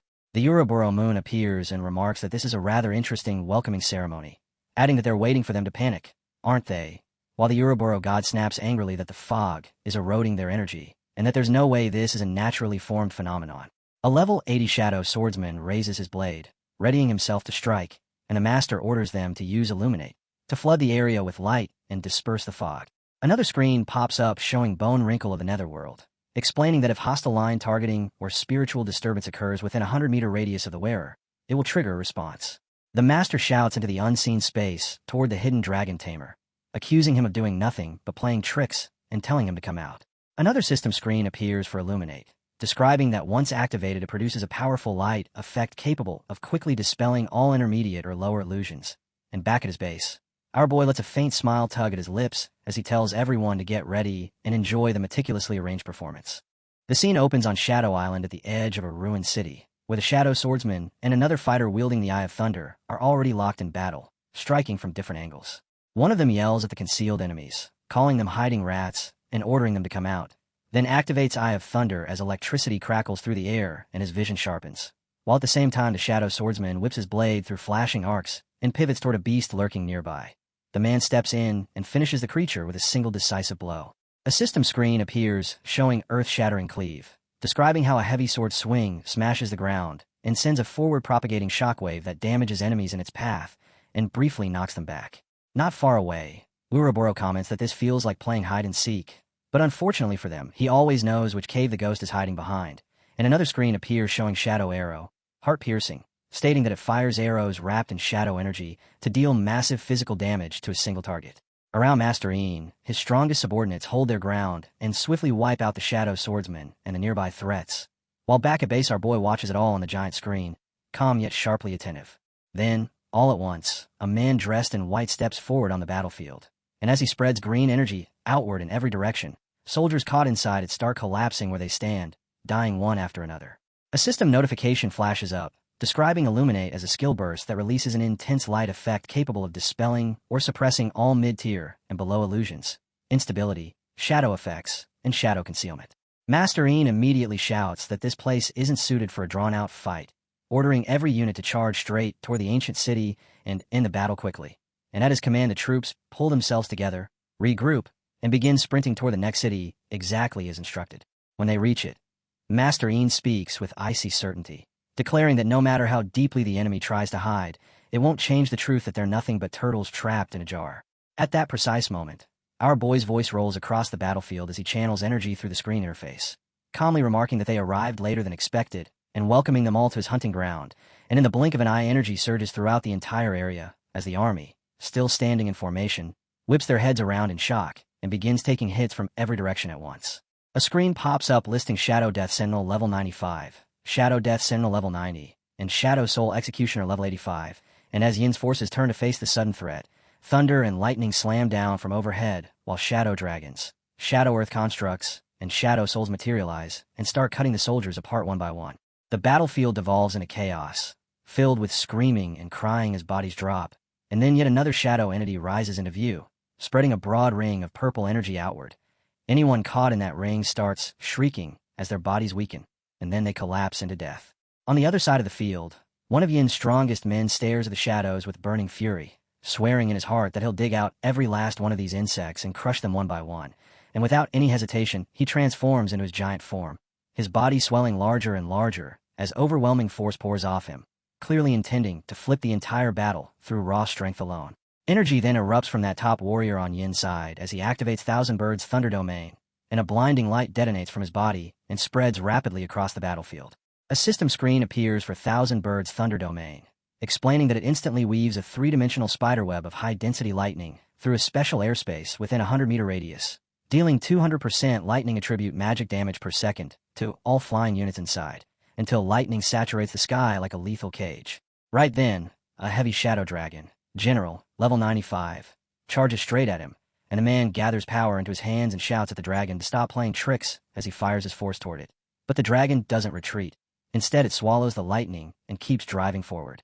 Back in the command center, our boy watches closely and remarks that a fifth-turn expert is personally clearing trash mobs. So this must be Sakura Nation's trump card rushing out to stabilize the field, and then he taps the screen and triggers something else. A notification appears. Target locked. Mana Crystal Cannon sequence ready. Followed by another screen confirming Mana Crystal Cannon charged to 100%, and the instant it hits full charge, massive fire-heavy bombs roar out toward Yin's army, detonating in overwhelming chains of explosions that hurl soldiers into the air as fiery shockwaves ripple outward, the heat and destructive force turning brutally savage in an instant. Even head leader Yin is visibly stunned, and with a scoffing disbelief, he says that kind of power is probably already on par with epic-tier weaponry. When a blazing fireball shoots straight for Yin's strongest warrior, the man stares at it in shock and blurts out how Lu Fan could possibly have a Mana Crystal Cannon, wondering why Snow Nation's military equipment is in his hands at all. He hurriedly gathers blue energy and tries to counterattack the dragon again. Yet the moment he moves, he's slammed back by a fierce counter, blood spraying from his mouth as the impact forces him to stagger backward. The star dragon lets out a thunderous roar, and in the next instant another barrage of fireballs rains down toward that man. He cries out as multiple blazing spheres streak directly for his position, and head leader Yin and the others can only watch in horror as their second brother is erased completely, so thoroughly that not even a scrap of remains is left behind. Master Yin reacts at once, barking an order for Ashita to deploy Fearless Shield and commanding everyone to tighten their formation, and Ashita activates the artifact-grade shield as a system screen appears. Fearless Shield, stating that using the artifact-grade shield as the core, it unfolds into a hemispherical fearless field with a maximum radius of 50 meters. And while that field exists, it will protect all friendly units inside. Another screen shows Fearless Shield durability, 10,000 out of 10,000. But soon another update follows. Fearless Shield durability, 8,821 out of 10,000. Back on Tianfu Island. Level 2 territory. Area 43,800 kilometers. Location Black Sand Sea Sector 3. Our boy triggers Auto Sky, Thunderburst, and golden energy descends from the heavens like divine punishment, slamming down onto the battlefield as the shield's durability plunges again to 6135. The man holding the shield braces with everything he has, trying to cover himself and endure the crushing golden force while he screams for everyone to hold the line, yet the golden energy keeps pressing down without mercy, and the screen shows Fearless Shield durability, 4135. Then it drops again to 2135, until the light swells even harsher and the shield finally shatters outright, the barrier breaking into fragments as it collapses. With the defense gone, the golden radiance floods straight into Yin's ranks, scorching everything it touches, and the strongest survivors begin retreating in frantic panic as Yin himself turns and tries to flee the advancing brilliance, shouting that they can't hold it and have to get back to the flagship to activate teleportation. One of the top fighters who's running gets swallowed by flames, and while he burns he cries out to his master, confessing that his disciple is incompetent, and in the final moments the golden light reaches its absolute peak, sweeping across the battlefield and burning nearly everyone there down to bare skeletons until death blankets the entire field. In the end, only Master Yin and a handful of his closest comrades remain alive. The slave stares across the wreckage and reports bitterly that they're all dead, but the people of the four houses have been almost completely wiped out, and says it feels like they all became actors inside Lu Fan's script, while Orobro stands there in silence. Master Yin finally speaks, his voice low, cold, and heavy, calling it a brilliant scheme, because he cannot believe a mere level 70 dragon tamer could possess the means to flip heaven and earth and bury centuries of Sakura Nation's accumulated heritage. Another survivor snarls that this hatred must be repaid with blood, and Master Ian raises his voice until it echoes across the sky as he orders every remaining unit to launch a full-force assault, declaring they will seize victory, no matter the cost.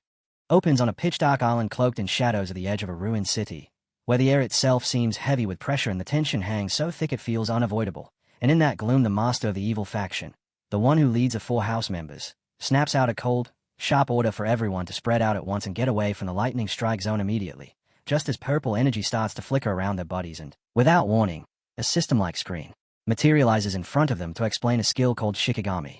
The screen states that Shikigami triggers automatically the instant the caster is struck by life-threatening, fatal damage, or the moment they are caught inside an unavoidable attack zone. It blocks that incoming attack, but the price is steep, draining a huge amount of yin energy and also consuming a small portion of the caster's own life force. And in exchange for that sacrifice it produces a Shikigami doll that becomes completely linked to the caster's life and aura, inseparable in both existence and presence. Then a second screen flashes into view, laying out what occurs when a powerful golden energy attack, referred to as the night parody of 100 demons, connects, because the moment it strikes, the caster's body and their yin energy are instantly shattered into residual yin phantoms. Each phantom carries 20% of the caster's HP while still retaining the caster's aura, and they scatter at high speed in different directions, only for their power to begin thinning and fading as time passes. A third screen follows immediately, introducing another ability called Momentary Infernal Abyss, and it explains that once activated the caster enters a state known as Soured Heart Clarity, a condition where perception and reaction speed surge by 500%, so close to short-term precognition it feels unreal, because within the next few seconds they can see the trajectory of every incoming attack aimed at them, their mind pushed into overdrive until the world seems to slow down around them.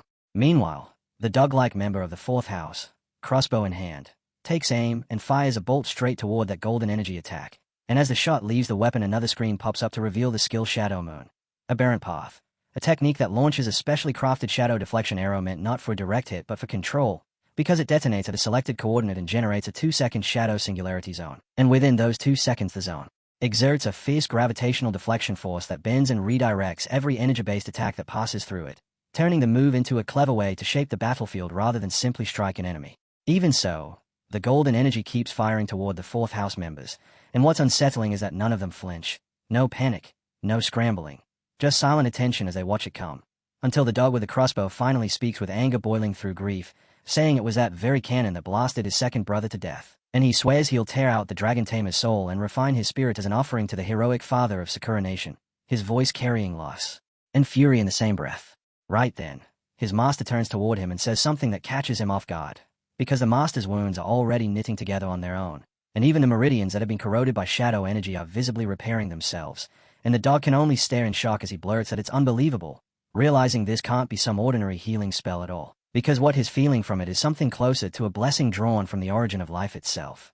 That healing force takes on a vivid green glow as it pours outward and spreads through everything in sight, looking far less like ordinary magic and far more like a dragon sculpted from pure light, or maybe the radiant branches of a colossal tree unfurling as they stretch into the distance. And as that green life energy continues to expand it rolls toward the 4th house members and wraps around them, as if something ancient and overwhelmingly powerful has just stayed awake. As the green current shifts closer, Yaju's eyes tighten into a hard squint and he thinks to himself that this is no common power at all, because it carries the weight of a divine artifact that has watched the birth of heaven and earth. In the same breath his mind races into ambition as he wonders that if he could seize that kind of strength for himself, why he would ever need to stand beneath anyone again, and if he truly possessed it, then what would Tianzi even be worth? His desire igniting hotter and hotter inside his chest. Meanwhile, our boy is standing inside something like a tent-shaped structure, calmly watching the entire scene play out, and with the same relaxed steadiness as always he remarks that the greed shining in their eyes is even brighter than his mana crystal cannon, because he can see exactly what they're thinking the moment they think it. At the very same time, the evil master declares that a divine tree like this, and the entire island along with it, should belong to him and him alone. Yet our boy doesn't move from where he stands and almost seems entertained, thinking that the best part of the whole show is letting a self-righteous hunter convince himself the treasure is within reach, only for the one directing the stage to personally grind that hope into dust, because to him it's all nothing more than a performance he has set up from start to finish. The evil master tightens his fist, and purple energy bursts out of his body in a surge, and a screen appears with the word Shikigami summoning technique, explaining that the demon consumes a massive amount of chi along with a piece of a 100-year skeleton as a consumable, then descends onto the battlefield using that skeleton as its body while unleashing an oppressive domain pressure that presses down and suppresses the entire field. Another screen immediately follows, introducing Shikigami summoning, water-type umbrella dance, and it states that this technique consumes a moderate amount of brightness energy and a vermilion umbrella rib as its consumable, summoning Umbrella Island onto the battlefield where the entity wields an umbrella like a blade and releases swift, light slashes delivered with deadly precision. Then yet another screen appears, displaying Shikigami summoning technique Tengu Wind Skeletal, explaining that it consumes a medium amount of bright energy and one black Tengu feather as a consumable, summoning a great Tengu to descend onto the battlefield with fiery winds forming its wings as it carries out aerial suppression that rips apart enemy formations from above. After calling down these terrifying presences, the evil master removes the seals, those marks, from his body, and one of the four house members watches him with nervous tension and admits that something feels off, that their opponent is far too calm, only for the master to answer with icy suspicion as he asks whether it's just a bluff, or whether that boy truly has something reliable supporting him from behind the scenes. Yaju then lets a faint, green-tinged smile curl across his face as he declares that today they will reclaim honor for the Yaju family, and the crossbow dog follows it up by saying it's a fine stage, and even if their enemy ends up buried here, at least he'll gain a shred of dignity in death. Our boy calmly scans the battlefield and thinks that out of more than 1,000 enemies, only 4 still have a nerve to stand their ground and keep shouting, and then, without warning, the evil master throws his head back and roars the order to attack, his anger boiling over as multiple forces born from that purple energy surge forward in a single rush and slam toward our boy all at once. Yet our boy doesn't budge, not even a step, remaining planted there in the same steady posture, and then in the next instant a colossal wave of fire detonates toward the enemy side, panic snapping through the crowd immediately, because that blaze is coming from a dragon under our boy's command, and as it dives it sweeps down like a living catastrophe, catching enemies in its wings while they shriek and wail in raw terror. The evil master can only stare in stunned disbelief, admitting he has never seen a dragon like this in his life, and the 4th house members are struck just as hard, with one of them throwing his eyes wide and muttering that it can't be real, while the crossbow dog chokes under the crushing pressure, barely able to breathe, and another member blurts out a warning that the dragon's level looks even higher than their master's. Then a burst of golden energy erupts across the battlefield, smashing through everything nearby and igniting the surroundings as it goes, and in the chaos the dragon lunges straight for the evil master, seizing him by the beard and battering his power apart with sheer, brutal force, before opening its mouth and beginning to swallow the evil forces themselves as if they were nothing but food. Its golden eyes bleed into red as it orders the flames to come forth, and it even remarks that the spiciness of these enemies is unexpectedly palatable. Our boy's companions can only gape at the sight, with Towsy blinking like he can't process what he's hearing as he wonders out loud whether dragons really treat something like this as a snack, while someone else watching through the screens grows uneasy and worries that Lu Fan might be pushing things a little too recklessly. But the dragon doesn't slow down, continuing to pour fire across the battlefield until the flames swell into a ferocity that starts burning through everything in sight, and with unnerving casualness it asks whether that thing is edible in its current form, only for another dragon to chime in that roasting at high temperature condenses the taste and refines the flavor, while yet another dragon, its eyes a golden mustard hue, seems almost impressed that such a small being can endure its flames at all. Meanwhile the 4 house members finally break, turning and running in outright panic as they yell and curse, demanding to know where these dragons even came from. But there's nowhere left to flee because the dragon's fire spreads across the entire battlefield, erasing every safe corner and leaving no place to hide, and the heat and blaze swallow them as they scream. The evil master and the rest of his followers are left completely shaken when one dragon plants itself right in the center of the field, radiating fire in every direction like a breathing inferno, and the 4 house members can only bolt in desperation with a single thought in their heads: survive. Our boy, still composed as he watches the slaughter unfold, casually notes that the enemies are trying to escape, and one of the dragons answers with cool certainty that they won't get away, after which the cloud dragon releases circular rings of purplish energy that spread outward in widening waves, the intensity rising so high it blankets the entire environment and seals the 4 house members inside it. Trapped with no exit, the members scream and curse at our boy and the dragons, their frustration boiling over as the ringed prison holds firm around them.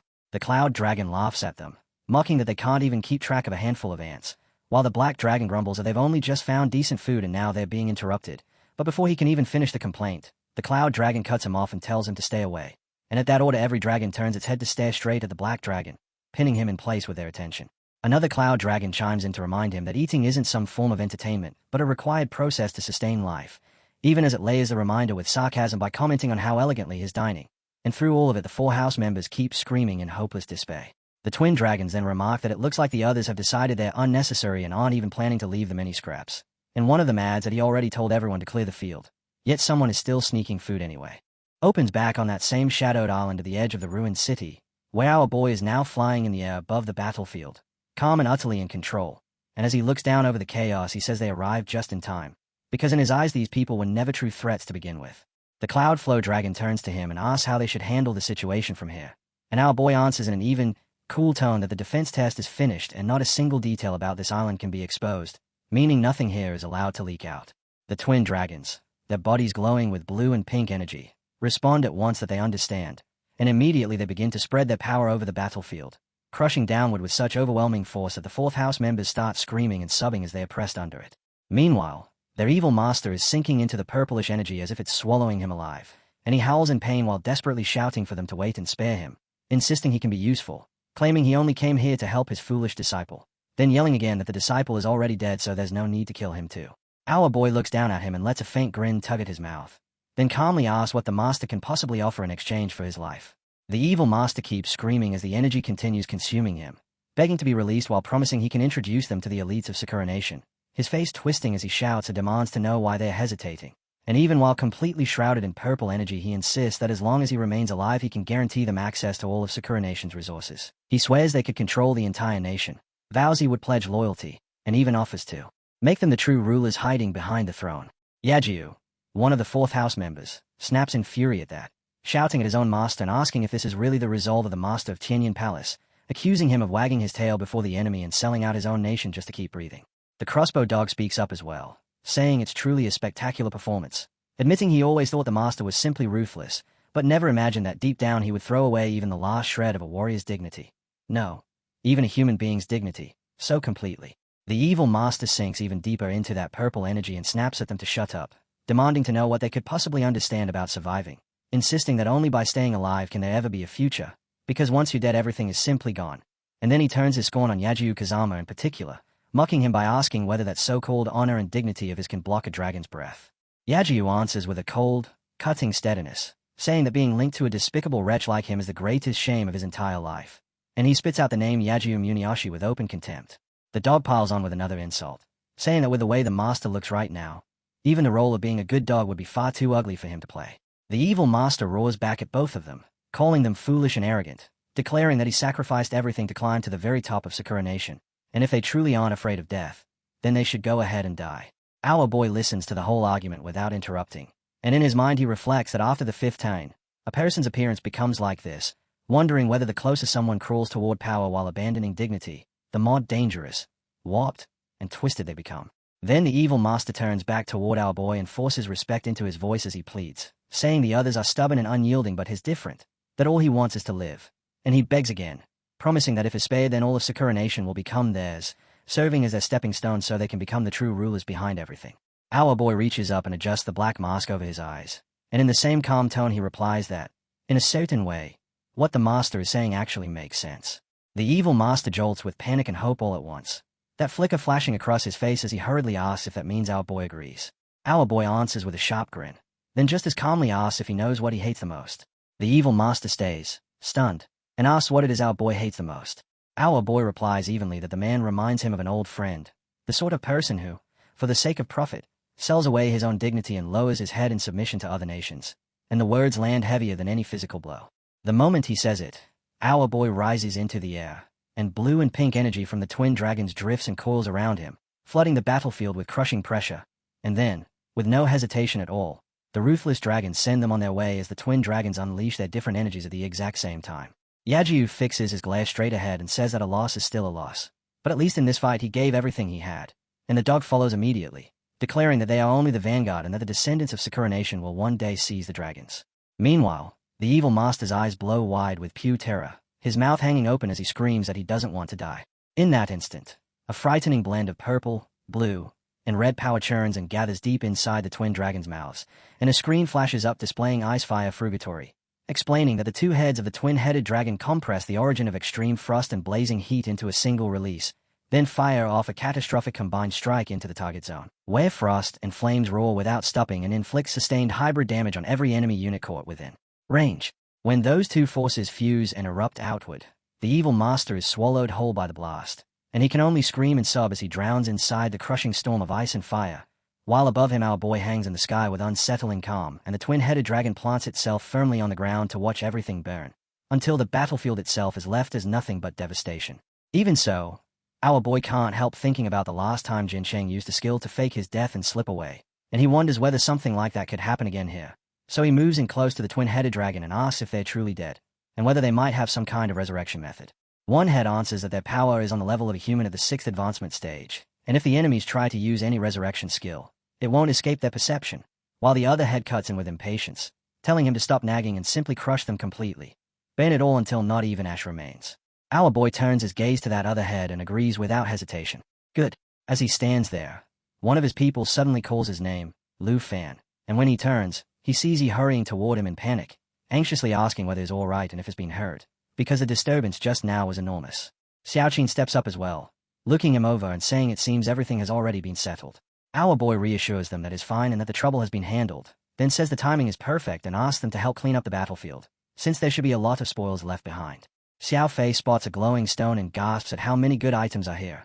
Xiao Chen starts drifting around as he searches the wreckage for anything useful, and our boy watches with faint surprise as all of his group members throw themselves into looting with obvious enthusiasm. Then someone suddenly calls out that there are 12 battleships.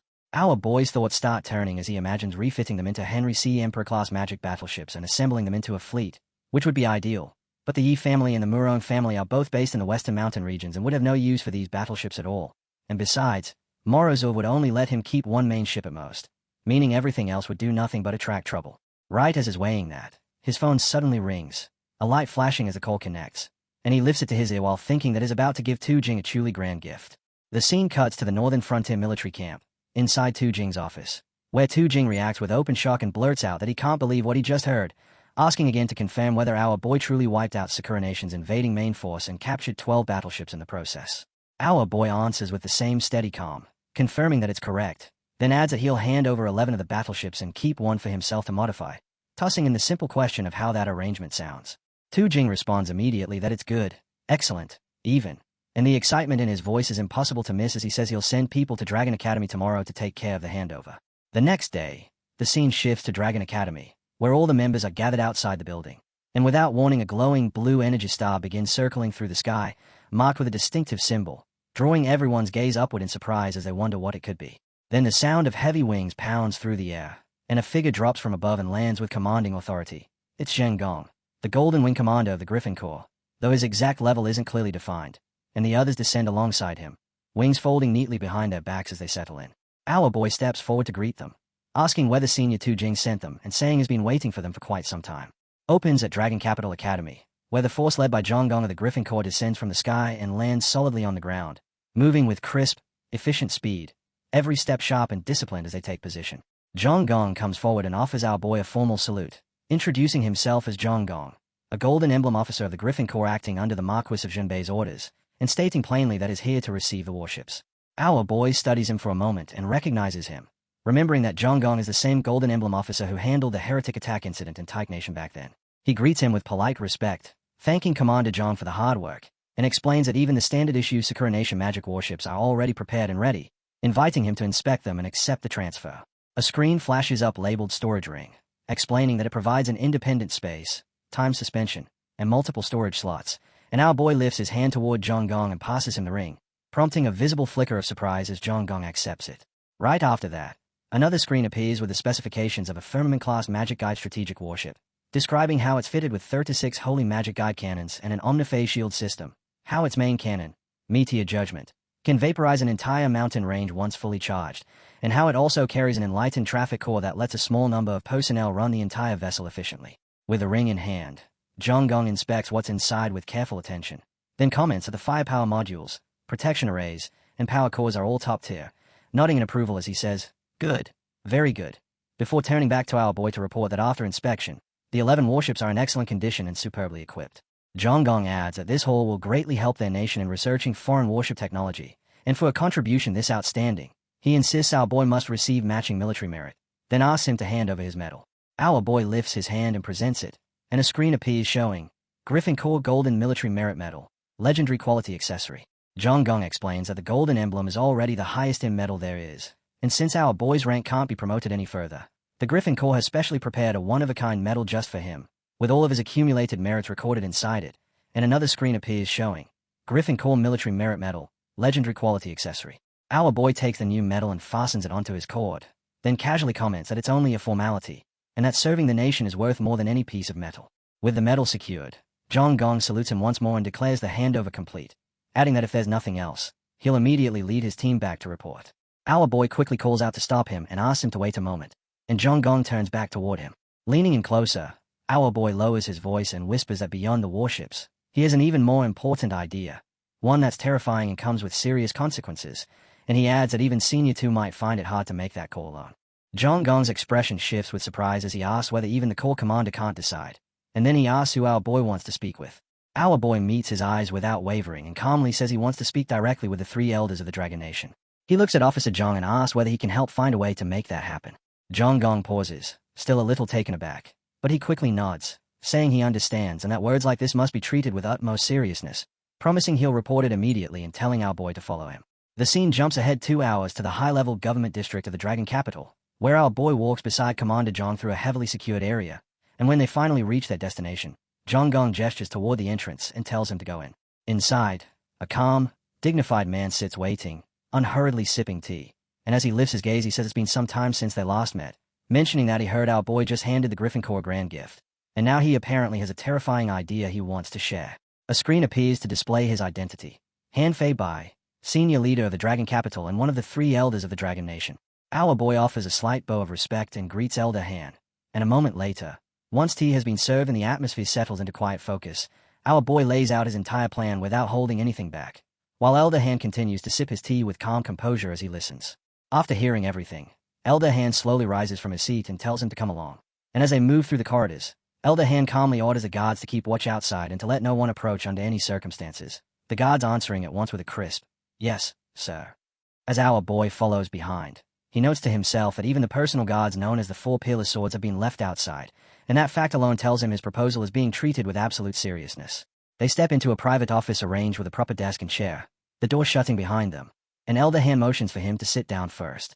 Elder Han opens by saying that it isn't as though they've never thought about this idea before, but they've always lacked a pretext that was both suitable and defensible. Our boy answers evenly that his territory was invaded by the Lord of Tianyan Palace, who even used worship poisoning as a severe threat against him, and that this, right now, is the most appropriate pretext they could possibly ask for. Elder Han listens, nods, and admits it truly is a good pretext, but he immediately adds that if they move, it has to be done thoroughly, because Sakura Nation's support network doesn't stop at Tianyan Palace, and every hidden danger tied to it must be wiped out completely as well. He stands and begins to pace at an unhurried rhythm, then says that with the president of Taichung Nation involved, the only person capable of pulling this off is our boy. And then Elder Han lets a faint smile show as he makes one point perfectly clear. Of course he won't ask him to act without reward, and once it succeeds, Sakura Nation will be folded into Dragon Nation's territory, and at that time, so long as it doesn't threaten the nation's foundation, whatever our boy wants, they will do everything possible to satisfy it. Our boy looks honestly taken aback and asks if that really means anything he requests. Elder Han answers without wavering that as long as our boy handles this properly and permanently removes the threat to Dragon Nation's eastern frontier, then our boy's request becomes the nation's request. At that, our boy's eyes brighten as he says, "Good," and immediately states exactly what he needs, a vast quantity of materials containing pure life energy, with quality as high as possible, no restrictions on type, and the more the better. Inside his own mind he runs the numbers, because for the Life Dragon King to nurture seeds of life, the energy supply currently comes mainly from the blessed resident spring and from harvesting the corpses of high-level enemies, and even with that, producing a single seed per year is already the ceiling. But if he can secure a massive stockpile of life-rich materials to use as catalysts, then the entire process could be accelerated enormously. Before he can even finish mapping it all out, Elder Han cuts in and agrees on the spot, saying they'll tap the National Treasury's reserves and even mobilize the major clans to gather more on top of that, and that no matter how much he needs, they'll keep providing until he's satisfied. Our boy nods once and says that in that case, it will be a pleasant cooperation, and they can start discussing the details. Elder Han agrees, motions for him to sit properly, and says they should begin with the first step, adding that the list of targets, and their locations, must be handed over to him as well. The two of them clasp hands, then settle across from each other, and together they start mapping out the entire operation in careful, step-by-step detail, until, without fanfare, an eastern storm begins to kindle in silence, sparked by nothing more than a secret meeting between an elder and a young man.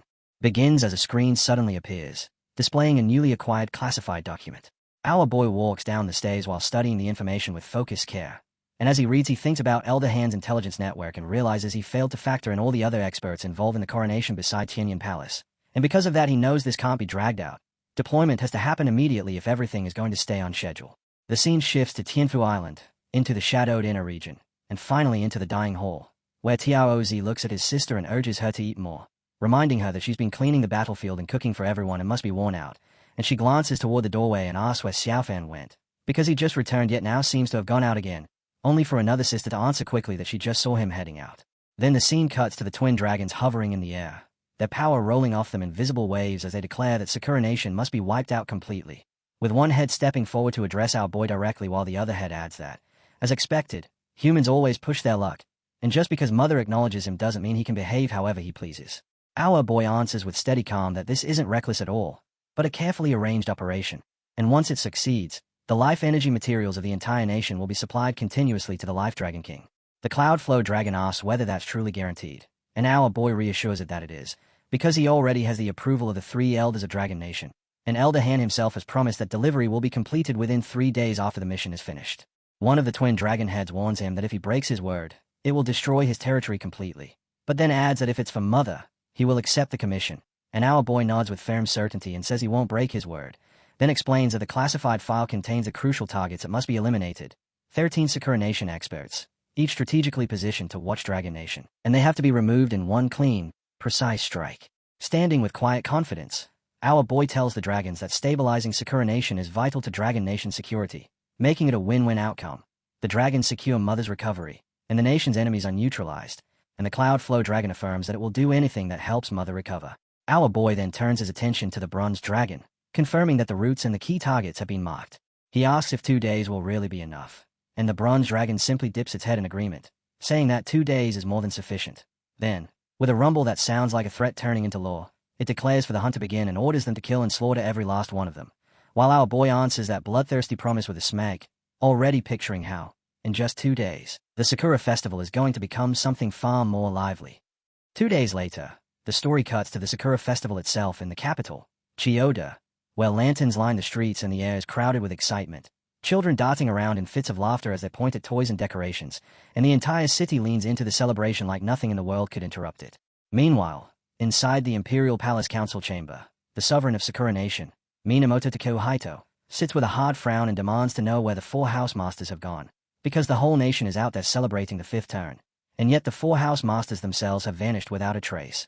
His soldiers report that Yin Tianzi took them, saying it was for His Majesty's grand plan of territorial expansion, and that they were sent off to Dragon Nation. And Minamoto's expression tightens as he says it had better be true, once they come back.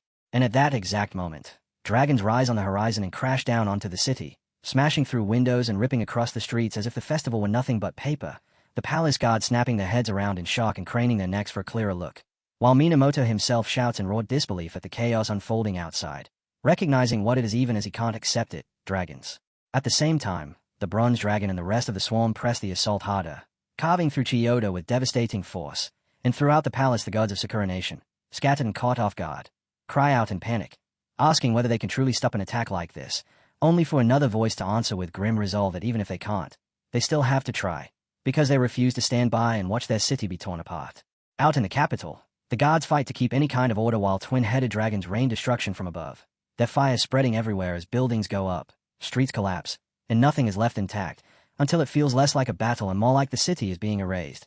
Shrine priests force themselves into the fight, casting spells and hurling attacks at the dragons. But the dragons' glowing red eyes lock onto them, and the answering flames drown everything, leaving the priests suspended helplessly for a moment before they tumble down to the ground, and one of the few still standing snaps at the others to focus because this is their last chance. Yet the fire dragon keeps burning through everything it can see, wiping it out so completely that resistance starts to feel impossible. Inside the palace, one of Minamoto's guards sprints up to him and reports that under the dragon assault multiple regions are falling one after another, urging him to evacuate immediately. But Minamoto Takehito can only glare in stunned fury as he demands to know why dragons would attack Sakura Nation at all and who could possibly stop them. In frustration, he seizes the guard by the collar and curses the 4 house masters, demanding to know where they've disappeared to at the moment he needs the most. And the guard hurriedly explains that the 4 houses and the Tianyin Palace are in chaos and have no leaders right now. But there are still hidden experts among the people, so hope isn't completely gone.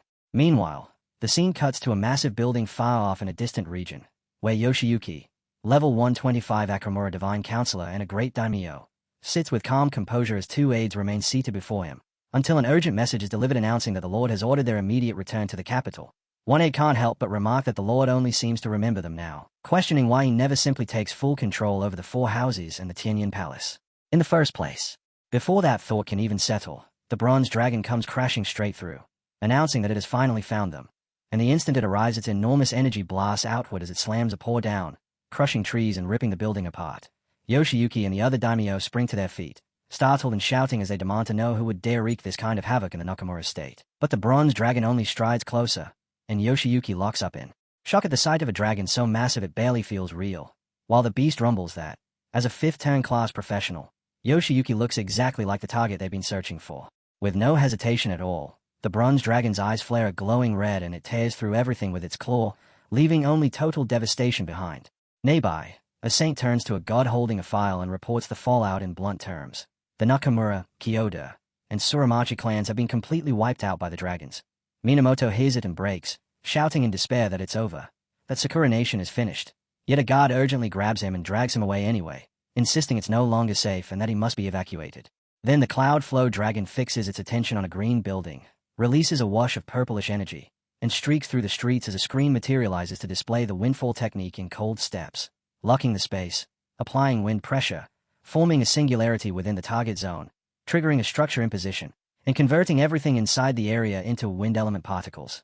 Until, as that energy spreads, buildings begin collapsing from the top down and nothing remains standing, and the Cloud Flow dragon declares the elimination complete. Meanwhile, the fire dragon keeps spewing its flames in a frenzy, announcing that everyone on the target list has been dealt with, and the bronze dragon, still smashing and tearing through whatever is left, confirms that every target has been eliminated. Even one of the twin dragon heads grumbles that it hasn't killed enough, only for the other head to snap back for it to shut up, because they're heading back. The next day, the scene shifts to Taichi Nation, inside the Sandalwood Palace meeting room, where a level 128 spirit controller, also a prince of the Great Court, addresses his officials while presenting the current state of Sakura Nation. Giant dragons attack the capital, the lord is dead, and Yin Tianzi has taken the 4 house masters away, leaving the entire nation in complete chaos. And he finishes by stating that this is the perfect moment to seize the initiative. Tengun steps forward and says plainly that anyone with eyes can see what's going on, because Yin Tianzi's so-called emergency heart profile operation is obviously aimed straight at their Taichi Nation. Not some random move, but a deliberate strike, targeted, and serious. Inside the Tan Palace of Taichi Nation, an old man at the meeting finally speaks up, reminding everyone that for years now Sakura Nation has competed with them in every arena they can. Economy, military strength, and practically every other field imaginable. And that this hasn't been harmless rivalry either, because Sakura has been secretly collaborating with multinational conglomerates and working to undermine Taichi from the shadows with intentions that are obvious and long-term. Tengun answers without wavering, saying Sakura Nation's ambitions never truly die, and that as long as they still exist, they remain a strategic threat to Taichi. Then his voice hardens into anger as he points out that the recent dragon assault has already wiped out many of Sakura Nation's hidden experts, meaning the timing couldn't be better, the moment couldn't be cleaner, and he issues a direct order on the spot. Everyone will follow Lord Tengun's command. They have 72 hours to prepare, and when that window closes, they will seize the entire territory of Sakura Nation in one decisive sweep. Then the prince, Tengan, known as the Prince of the Great God, steps in to stoke the fire even further, announcing that anyone who performs exceptionally during this conquest will be appointed as the ruler of Sakura Nation. So they won't just conquer it, because someone sitting in this very hall could end up governing it on his behalf. The whole room immediately buzzes with excitement as eyes turn toward Tengan with hungry anticipation. And even one of the old military leaders declares outright that is determined to claim the highest seat for himself. Right then, a screen abruptly appears, displaying Hichin Byung, Aegon, level 17, Grandmaster Conjurer, and the mood in the hall flips in an instant. Without warning, rings of golden fire begin forming high in the sky, one after another, dropping toward the meeting hall as multiple blazing circles descend with dramatic force, and then a massive bird materializes and hangs in the air, radiating power as it launches a direct attack at Prince Tengan right in the middle of the meeting. The hall erupts into shock, voices overlapping in confusion as everyone shouts and demands to know what that creature even is. Tengan stays up at the bird, frozen for a beat, and recognizes it immediately, a 3-legged golden crow. And before anyone can properly respond, a figure starts to emerge from between the crow's wings. At the same time, Tengan visibly jolts and calls out to Elder Shu.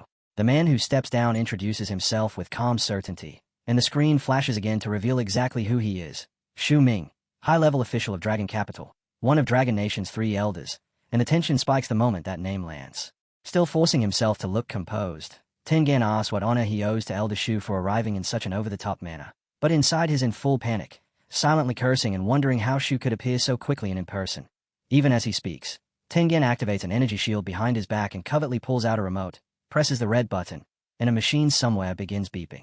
Elder Shu, whose presence feels almost like a soul, there and not there at the same time, doesn't look impressed at all, and he calmly remarks that Tengen doesn't truly believe that little device can block his attacks, and as he says it, flames ignite directly in front of Tengen, fierce yet unnervingly controlled. Shu says that if he heard correctly, Tengen has just announced a plan to lead everyone here straight into Sakura Nation and seize it, and the weight of that single sentence drops on the room like a hammer. Fear starts crawling up Tengen's spine as his mind spirals, because from the broad strokes of this supposedly secret meeting to the tiniest detail, like the exact moment he activated the shield behind his back, everything they do feels like it's already inside Shu's grasp, as if they've been watched the entire time, to the point that Tengen even finds himself wondering how much land in their own city still truly belongs to them anymore. Still forcing himself to stand tall, Tengen straightens his posture and argues back that the four house masters of the Sakura Kingdom rose under Yin Tianzi's leadership for one purpose, to take over Taichi Nation, and now that their high-level leader has been eliminated, this is a rare strategic opening they can't afford to waste. The air in the hall stays tight and oppressive, packed with power, ambition, fear, and the unmistakable sense that the real game has only just begun. Elder Shu studies them with calm eyes and challenges their strategic opportunity, as if the phrase itself is a joke, essentially saying, strategic opportunity. Let me make a few things clear. And as he speaks, he slowly raises a hand. Above them, the golden fire rings begin to spin faster, and energy starts rolling outward from those glowing circles and widening pressure. Then he lays out his points one by one, starting with the first. The situation in Sakura Nation is already under Dragon Nation's control, and as he says it, flames bloom all around him, as though he's underlining the statement with raw force. One of the old military men jolts and blurts out that this means the chaos in Sakura Nation was orchestrated by Dragon Nation, but Elder Shu doesn't even acknowledge the interruption, simply continuing as if the outburst never happened. Second, he raises his hand again and states that Yin Tianzi and the four great houses have already been completely eliminated by them, and Tengen is struck speechless for a moment, barely able to process it before he stammers in disbelief that all of them are gone. Yet once again Elder Shu ignores the reaction and keeps speaking. Third, he lifts his hand once more and orders them to abandon their plan entirely, because Sakura Nation will grow under Dragon Nation's protection and Taichi will receive none of the benefits. Not a single share, not even a crumb. Tengen immediately snaps back, demanding how he's supposed to verify any of this, accusing Dragon Nation of wanting Sakura Nation's resources for itself and of spinning a story just to scare Taichi away, and challenging the idea that they should surrender a rare opportunity based purely on Elder Shu's one-sided claim. Elder Shu, his face completely concealed behind a black mask, asks, calm as ever, whether they truly don't believe him, and in that instant brilliant golden rays explode outward from the spinning fire rings as the pressure of the energy turns heavier and more intense, before he tells them plainly that if they doubt him, they are welcome to try. As the blazing golden circular rays flare even brighter, Elder Shu continues without slowing, warning that if Taichi sends troops into Sakura Nation today, then tomorrow Dragon Nation will take a direct shortcut straight through Taichi itself, and he proves he isn't speaking in metaphors by driving a tightly concentrated punch of energy through one of the golden rings, then telling them to think carefully, because Taichi's military and government are already worn down by repeated leadership changes and constant internal instability. The fire rings creep closer and closer, pouring out suffocating heat and pressure until panic spreads through the hall, and some of the attendees even buckle and collapse under the crushing force, while Elder Shu, cold and unmoved, asks whether Taichi truly has the strength to endure a dragon's attack a second time. Someone in the meeting mutters in stunned disbelief that Elder Shu can teleport directly into the Tian household, and the moment Tengen hears that, fear hits him cleanly and completely, because he finally understands this is what Dragon Nation's real power looks like. Deep down he feels an unexpected relief that he didn't act rashly earlier, because otherwise it might not have been only Sakura Nation left in ruins. Then a man in sunglasses suddenly shouts to Lord Tengen, warning that Taichi can't afford retaliation from the Dragon Kingdom and urging him to choose carefully, and the screen immediately tags him. Moon Cha, Level 112, Holy Healer. Right there, Prince Tengen makes the decision in his own mind, and with anger he orders every military operation cancelled. Yet before he can even finish the sentence, is left standing in front of the military leaders looking defeated, unable to fully put into words what just happened, while the air turns lead heavy and nobody dares to say a thing. The scene shifts again, 1 week later, back inside the Imperial Palace Council Chamber in Sakura Nation's capital, where a man stands holding official documents and is identified as Zhu Zhang at Yue, Dragon Nation Special Envoy and Senior Diplomat, and the agreement in his hands represents Sakura Nation's willingness to accept Dragon Nation's economic aid along with the Security Cooperation Framework. Jinghua turns his gaze toward another man clutching files, Takashi Shun, the provincial lord of Sakura Nation, who studies the documents with care, seeing terms that include the permanent disbanding of the four great houses and the dissolution of the Tianyang Palace, making it clear that the shift in power is now official and that the regional balance has been completely rewritten. As the council chamber meeting continues, Jinghua lays it out calmly, saying this agreement is the foundation of their cooperation and that it isn't only meant for the present, but also serves as a safeguard for the future, And then he raises the stakes even further by stating that as long as Takashi signs the document, he will officially become the supreme leader of Dragon Nation Sakura District. Jinhua offers him a pen, and Takashi takes the ballpoint and pauses just long enough to look at Jinhua, silently weighing the decision in that brief second, until Jinhua reassures him that once the signature is on the page, rescue and reconstruction can begin immediately, with no delay. Takashi finally lowers the pen and begins signing his name, and Jinhua doesn't look away for a second as the signature forms and is completed. When it's done, Takashi states plainly that the agreement is now officially reached, and the two men seal it with a fame handshake. Jinhua then announces that from this moment onward Sakura Nation will be incorporated into Dragon Nation as the Sakura District, adding that from now on they will move forward together into the future. Outside the building, word is already spreading and people are buzzing with excitement, officials and representatives clutching documents in their hands with a clear awareness that history has just tilted into a new era. Then the scene transitions back to our boy, and in the days that follow the Sakura District slowly stabilizes as social order is properly maintained and everything begins to settle. With the agreement in his hand, he reflects that Sakura Nation is now nothing but the past, and that with this expansion Dragon Nation's territory has become even stronger. Because the takeover is so significant, he decides to stay for the time being on Tianfu Island and watch how the situation develops rather than rushing ahead, planning that once everything is completely stable, he'll head for the far north to search for the giant dragon that still remembers the Ice Dragon King. As previously agreed, Elder Han makes sure enormous quantities of life energy-rich materials are shipped to Tianfu Island almost every single day, and with that steady flow the Life Dragon King recovers dramatically, while at the same time the life seeds maturation process accelerates at an astonishing rate. In only 1 month, seeds that originally would have needed a full year already show multiple stages of growth, and at this pace the life seed is expected to fully mature in just 3 months, with new hatchlings arriving within 6 months. And this flood of materials doesn't merely speed up the Life Dragon King seed production, because when golden energy starts falling across the island, system screens begin popping up one after another. One screen announces that the blue dragon's level rises to 68. Another screen flashes Bloom of all things eye, tied to the destruction dragon, showing it spreading its wings and unleashing flaming tornadoes that deal massive damage to every target caught inside. Then another notification hits. The black dragon's level increases to 70. A final screen appears for Roaring Thunder, describing how it roars across the target zone, calls down multiple lightning strikes, and forms a storm area that deals heavy lightning damage while paralyzing any enemies trapped within it.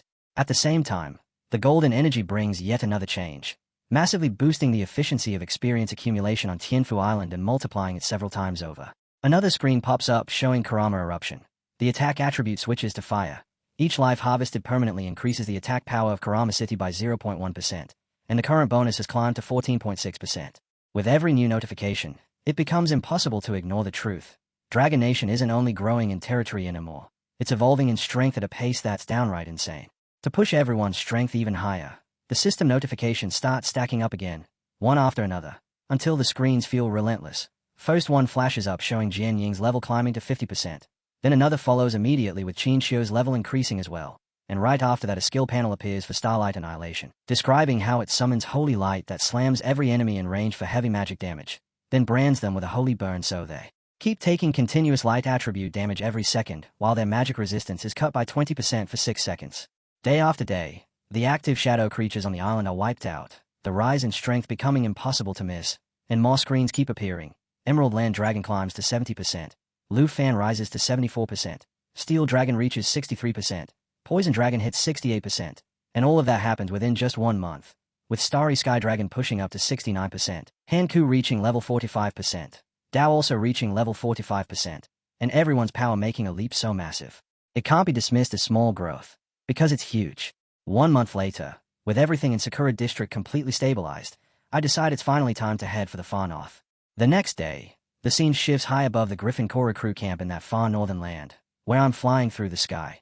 And the instant I cross into the region I can clearly feel the pulse of the Blood Moon's true body, each tremor stronger than the last, like a sleeping beast beginning to stir.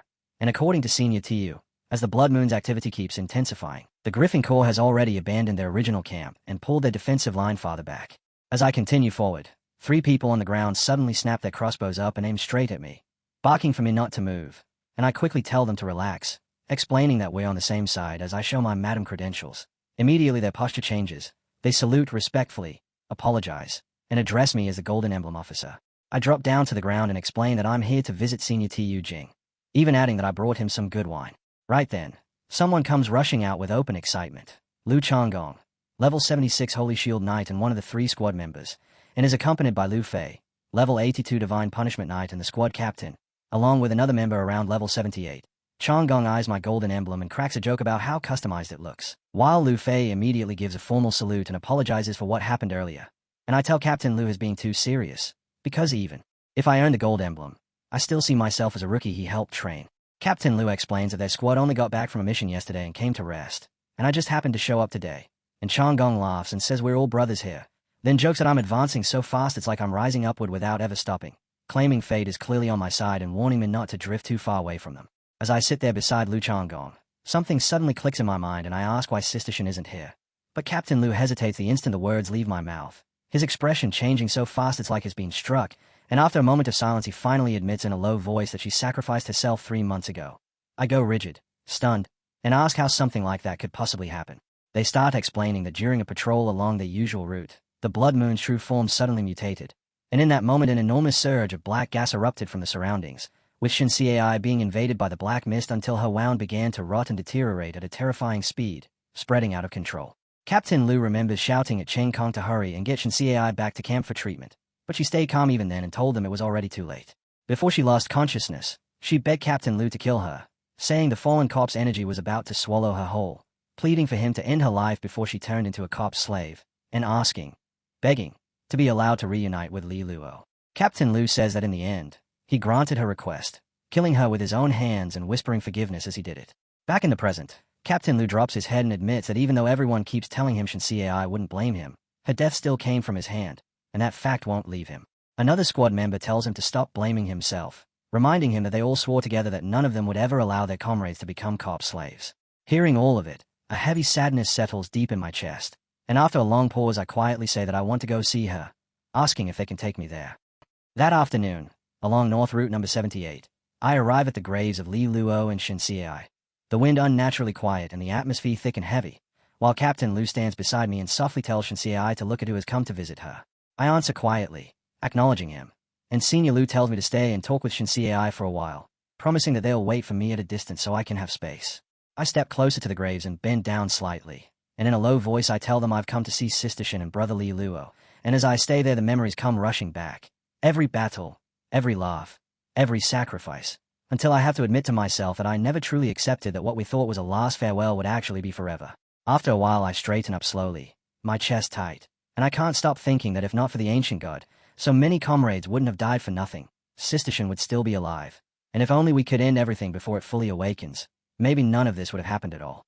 Standing there in grief, I call out inside my own mind, asking whether we have a chance to strike before the ancient god completely awakens, and I demand an answer from the Devouring Dragon King.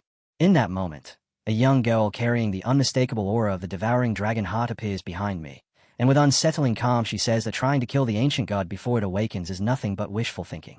I tilt my head toward her and push back, arguing that last time we joined forces and managed to slay a newly born ancient god, so why couldn't we do it again now? She steps forward and lays it out clearly, explaining that ancient gods exist in 2 forms. The first is slumber, and the second is awakening. And while they sleep they are like invincible beacons. They can't move, they can't attack, but they also can't be harmed in any way, which is exactly why they are untouchable in that state. She continues, saying the only reason we were able to kill that newborn ancient god last time was because it awakened prematurely, before it was fully prepared. The meaning hits me, and I say it out loud. We can only wait until this one awakens. But she places a hand on my shoulder and warns that once it does, it will be far more terrifying than anything before, because by then its power will be completely accumulated, and she even doubts whether the Dragon Kings in my territory could endure it. I ask her if there's truly no other way, and she answers that while we can't directly kill the ancient god during its slumber, there might be another approach, because she can try to kill its mount, and I immediately demand what she means by its mount. She explains that what humans call the Blood Moon is actually the ancient god's mount, and while the ancient god remains asleep, she can attempt to eliminate that mount first, because if she succeeds, then even when the ancient god awakens, its total power will inevitably be weakened. I tell her to do it, right now, to strike down the mount beneath the Blood Moon before it fully awakens. But she looks me dead in the eye and warns me not to assume it will be easy, because that mount is no ordinary creature, and once it truly awakens, even the combined strength of the 4 dragons in my territory might not be enough to face it. I press her again, asking if it's really that powerful. She steps closer and reminds me that only something absurdly strong could qualify as an ancient god's mount, then leans in slightly and explains that killing it would require the might of a Dragon King tier existence, and she admits she does have the strength to kill it, yet her power still hasn't fully recovered, meaning if she fights while weakened, she might not win. I ask what we're supposed to do then, because judging by the current state of the Blood Moon's true form, it doesn't look like we have much time left before both it and the ancient god awaken, and once that happens, stopping them will be nearly impossible. After a long, heavy silence, the devouring dragon finally says she can kill it, on one condition. She says she needs to return to full strength, explaining that once the life seed matures, if I can bring one to her, her injuries will heal instantly, and that restoration should leave her with enough power to deal with the mount. Hearing that, I can't help thinking to myself what she might be plotting now, and she catches the hesitation immediately, looking me straight in the eye as she asks whether I'm unwilling to do it.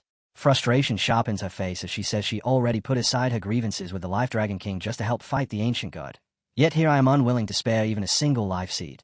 And then, to my surprise, she places a hand on me and states flatly that right now only the Devouring Dragon King has the ability to kill the Blood Moon's true body, that we can rely only on her power, and that there is no alternative. I turn it over in my mind, and when I finally speak, I tell her I can give her a life seed, but only under one condition. She tilts her head a fraction and asks what condition I could possibly have, sounding amused, almost entertained by the idea. I tell her plainly that after this evening, once the 2 summons are used and the contract between us is dissolved, she must not kill any humans, and she also must not harm any of my dragon pets.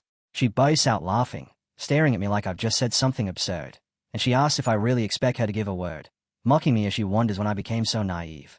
I answer calmly that this isn't naivety at all.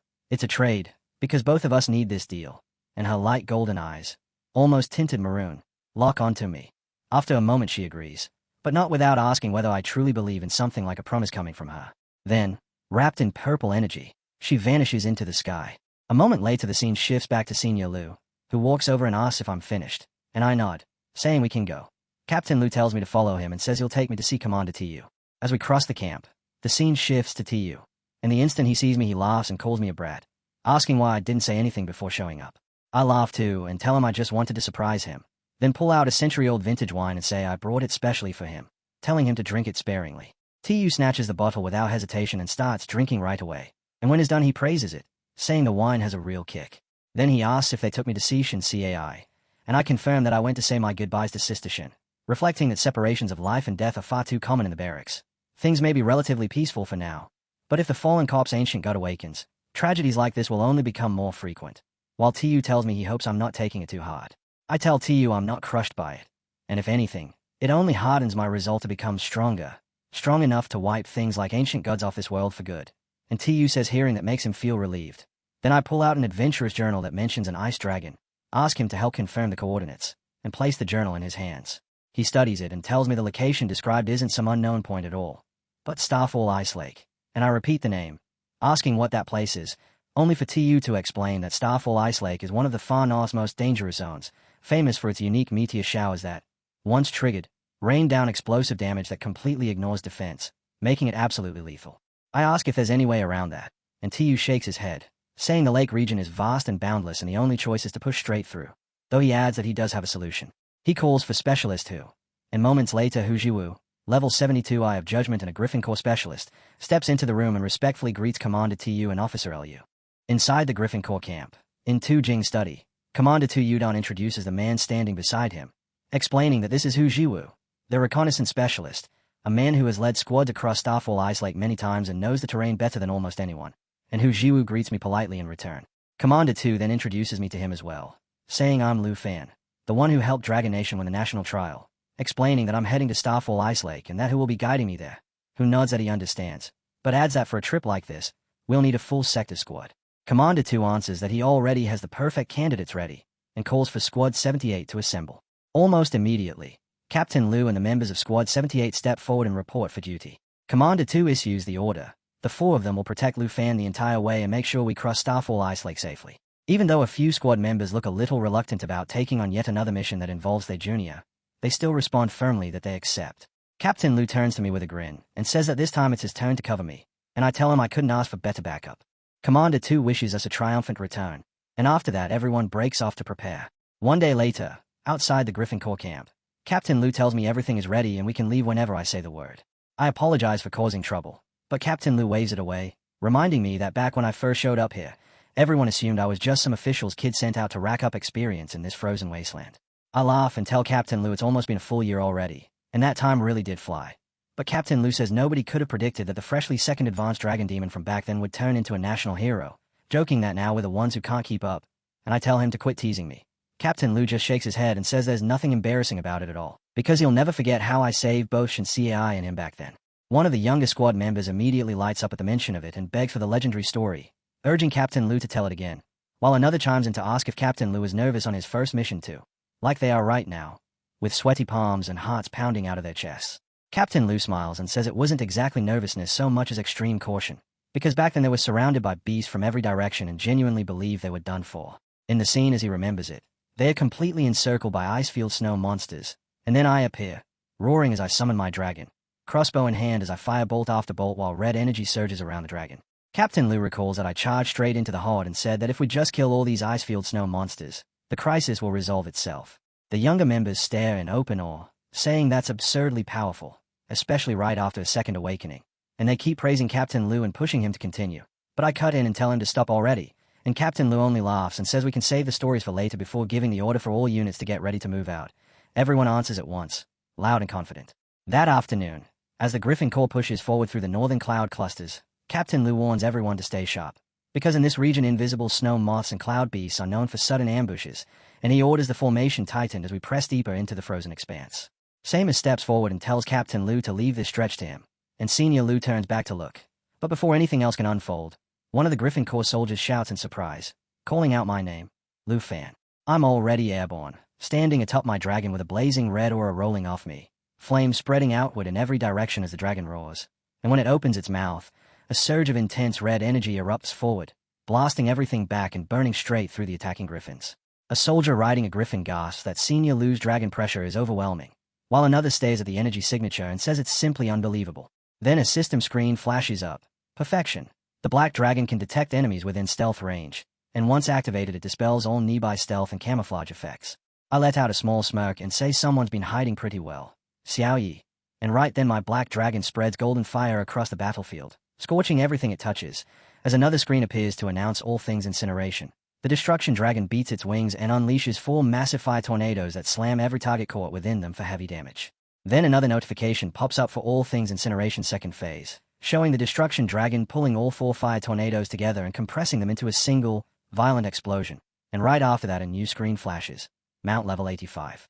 Another screen follows immediately. Sky hunting flying line fallen guards level 85. And the black dragon climbs even higher into the sky as waves of destructive energy pour down across the battlefield like a storm. Once the enemies are wiped out, I state that the area is clear and we can push forward, and one Griffin Corps member can only comment that it was total annihilation in a single strike, while another praises me, saying that after more than a year my methods have become even more terrifying. Later that evening we reach the edge of Starfall Ice Lake, and as I stay ahead I say this has to be Starfall Ice Lake, with Wu confirming it right away as he explains that the pink energy churning above the lake is stardust turbulence, meaning any flying unit that enters will suffer continuous mana erosion and metal interference, so crossing by air is impossible and the only option is to walk across the surface. Captain Lu points toward the glowing formation scattered all over the lake and explains that these are starfall crystals, some stable, others primed to explode the moment you get close. And if even one detonates it can set off a chain reaction through surrounding crystals, and once that starts, survival becomes nearly impossible. A system screen appears to define starfall crystal as condensed falling star energy with a high chance of exploding when biological entities approach. Captain Lu turns to Specialist Wu and tells him they're depending on him now, and who reassures everyone that his class skill lets him analyze the explosion probability of each crystal so they can steer around the dangerous ones. Another screen appears showing martial analysis, explaining that it releases the essence of a target object for precise analysis and determines its structural integrity. Captain Lu adds that Specialist Wu has already led teams safely across before, that he can tell at a glance which crystal will blow and which one's a dud, and even if it can be a bit slow, the crossing is guaranteed to be safe.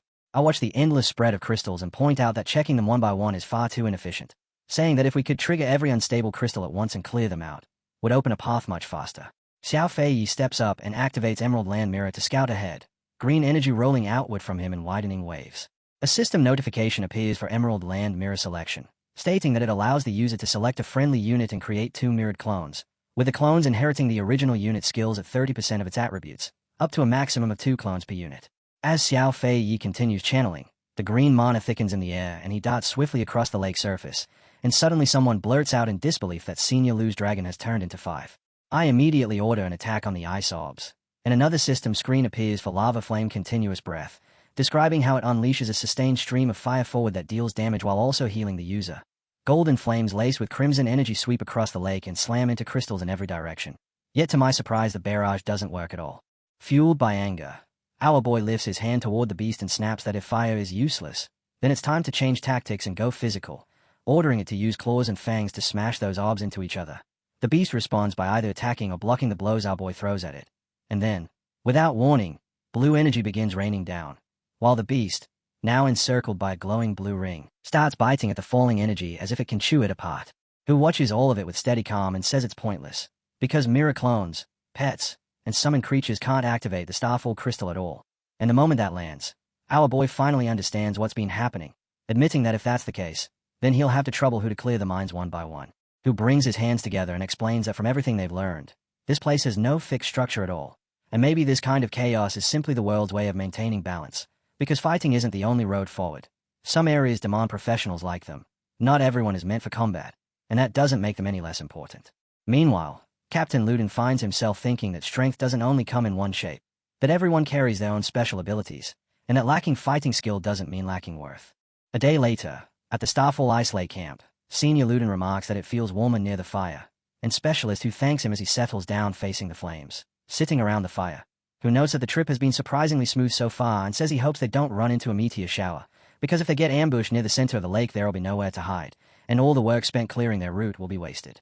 Captain Lou suddenly barks that who has just jinxed it, and at that exact instant heavy blue energy starts falling like sparks from the sky, prompting Captain Lou to shout that the meteor shower is already here. Our boy launches into the air immediately and orders Xiao Fei to activate the barrier, and a system screen appears to explain Eternal Guardian, stating that it generates a protective barrier that shelters every target inside it, with the barrier's damage absorption determined by the Eternal One's health and self-recovery ability. Xiao Fei releases green energy that spreads outward into a protective shield, and our boy orders everyone to stay within it and protect Specialist too, declaring that he'll handle what's outside. Red energy flares around his crossbow as he starts intercepting the meteors, yet almost at once he realizes there are too many, that he can't block every single one, and that he needs to know which strikes are the critical ones. Right then, who calls out to Officer Liu and starts directing him to precise targets, 2 at the front left, 1 at the rear right, and the third one from the top. And another system screen appears for martial analysis, describing it as a skill that reveals the essence of a target object by analyzing non-living things through their structural integrity, energy state, material composition, and special properties, working best on items that are structurally stable or energy active. Our boy instantly sees how valuable that is, thanks Specialist too, and channels red energy into his crossbow again as a new screen flashes up to describe Dragon Roar Arrow Shatter. Dragon Roar consumes arrows and fires magic arrows, with uncharged shots dealing bonus armor-piercing damage equal to 45% of the wielder's strength and agility, and after charging for 3 full seconds, the Dragon Roar arrow can be released with its damage boosted by 500%. He charges the shot, and the red bolt tears straight into the blue energy storm, one arrow slamming into the body of the beast as a huge bloom of fire detonates outward, and somewhere up in the sky something breaks apart completely, shattering like it can't hold together any longer. The junior members recoil in shock and blurt out questions about what just happened, because Senior Liu only fired a handful of arrows, so how did the entire meteor shower explode like that? And Captain Liu explains that Liu Fan's arrows struck the unstable crystals hidden inside the meteor shower with pinpoint precision, triggering a chain reaction that blew the whole thing apart. But what truly stuns him even more is the seamless coordination between the two of them, because Specialist who identifies the unstable crystals inside that enormous storm in an unbelievably short time, and Liu Fan follows through with impossible accuracy. He understands the Specialist's intent instantly, and without missing a single mark he hits the concealed targets buried throughout that massive cluster of crystals, and even though it's their first time fighting together, their timing is flawless, perfectly synced, like they've drilled this exact combo 100 times already. Who quickly calls out that the second wave is coming and warns Officer Liu that there are even more meteors this time. But our boy immediately unleashes a wave of fireballs and says with total confidence that it isn't a problem, telling Specialist who to just point out the targets he needs to hit while he handles the rest, including the beast, who answers with calm certainty that he'll take care of what remains and calls out for Xiao Yi to move, and in the next instant a giant dragon releases a thunderous roar that shakes the air itself, leaving Hu looking shocked and faintly panicked at the overwhelming sight unfolding in front of him, just as a colossal monument of fire surges up into the sky, blazing fiercely against the falling blue energy. 3 hours later, when the chaos finally dies down, someone calls out to Senior Liu, and a junior member steps up to say that both he and Specialist, who are unbelievable, staying calm and coordinating so smoothly under pressure that extreme, admitting they've become his ideal, while Captain Liu adds that tonight really opened his eyes, because pulling off moves like that and walking out of a meteor shower completely unharmed is something he genuinely finds impressive. The junior leans in as if he's about to say more, but who speaks first, telling Officer Liu that their escape from danger this time is entirely thanks to Liu's judgment and strength, because without him all the work they did during the day would have been wiped out and their lives would have been in real danger. Our boy replies that the credit also belongs to the specialist, because without Hu's sharp observation and deep knowledge, no matter how strong he might be, he wouldn't have been able to take even a single step across the ice lake. They clasp hands, meeting each other's eyes with mutual respect. Then the junior speaks again and says they should keep moving, because the opposite shore isn't far now.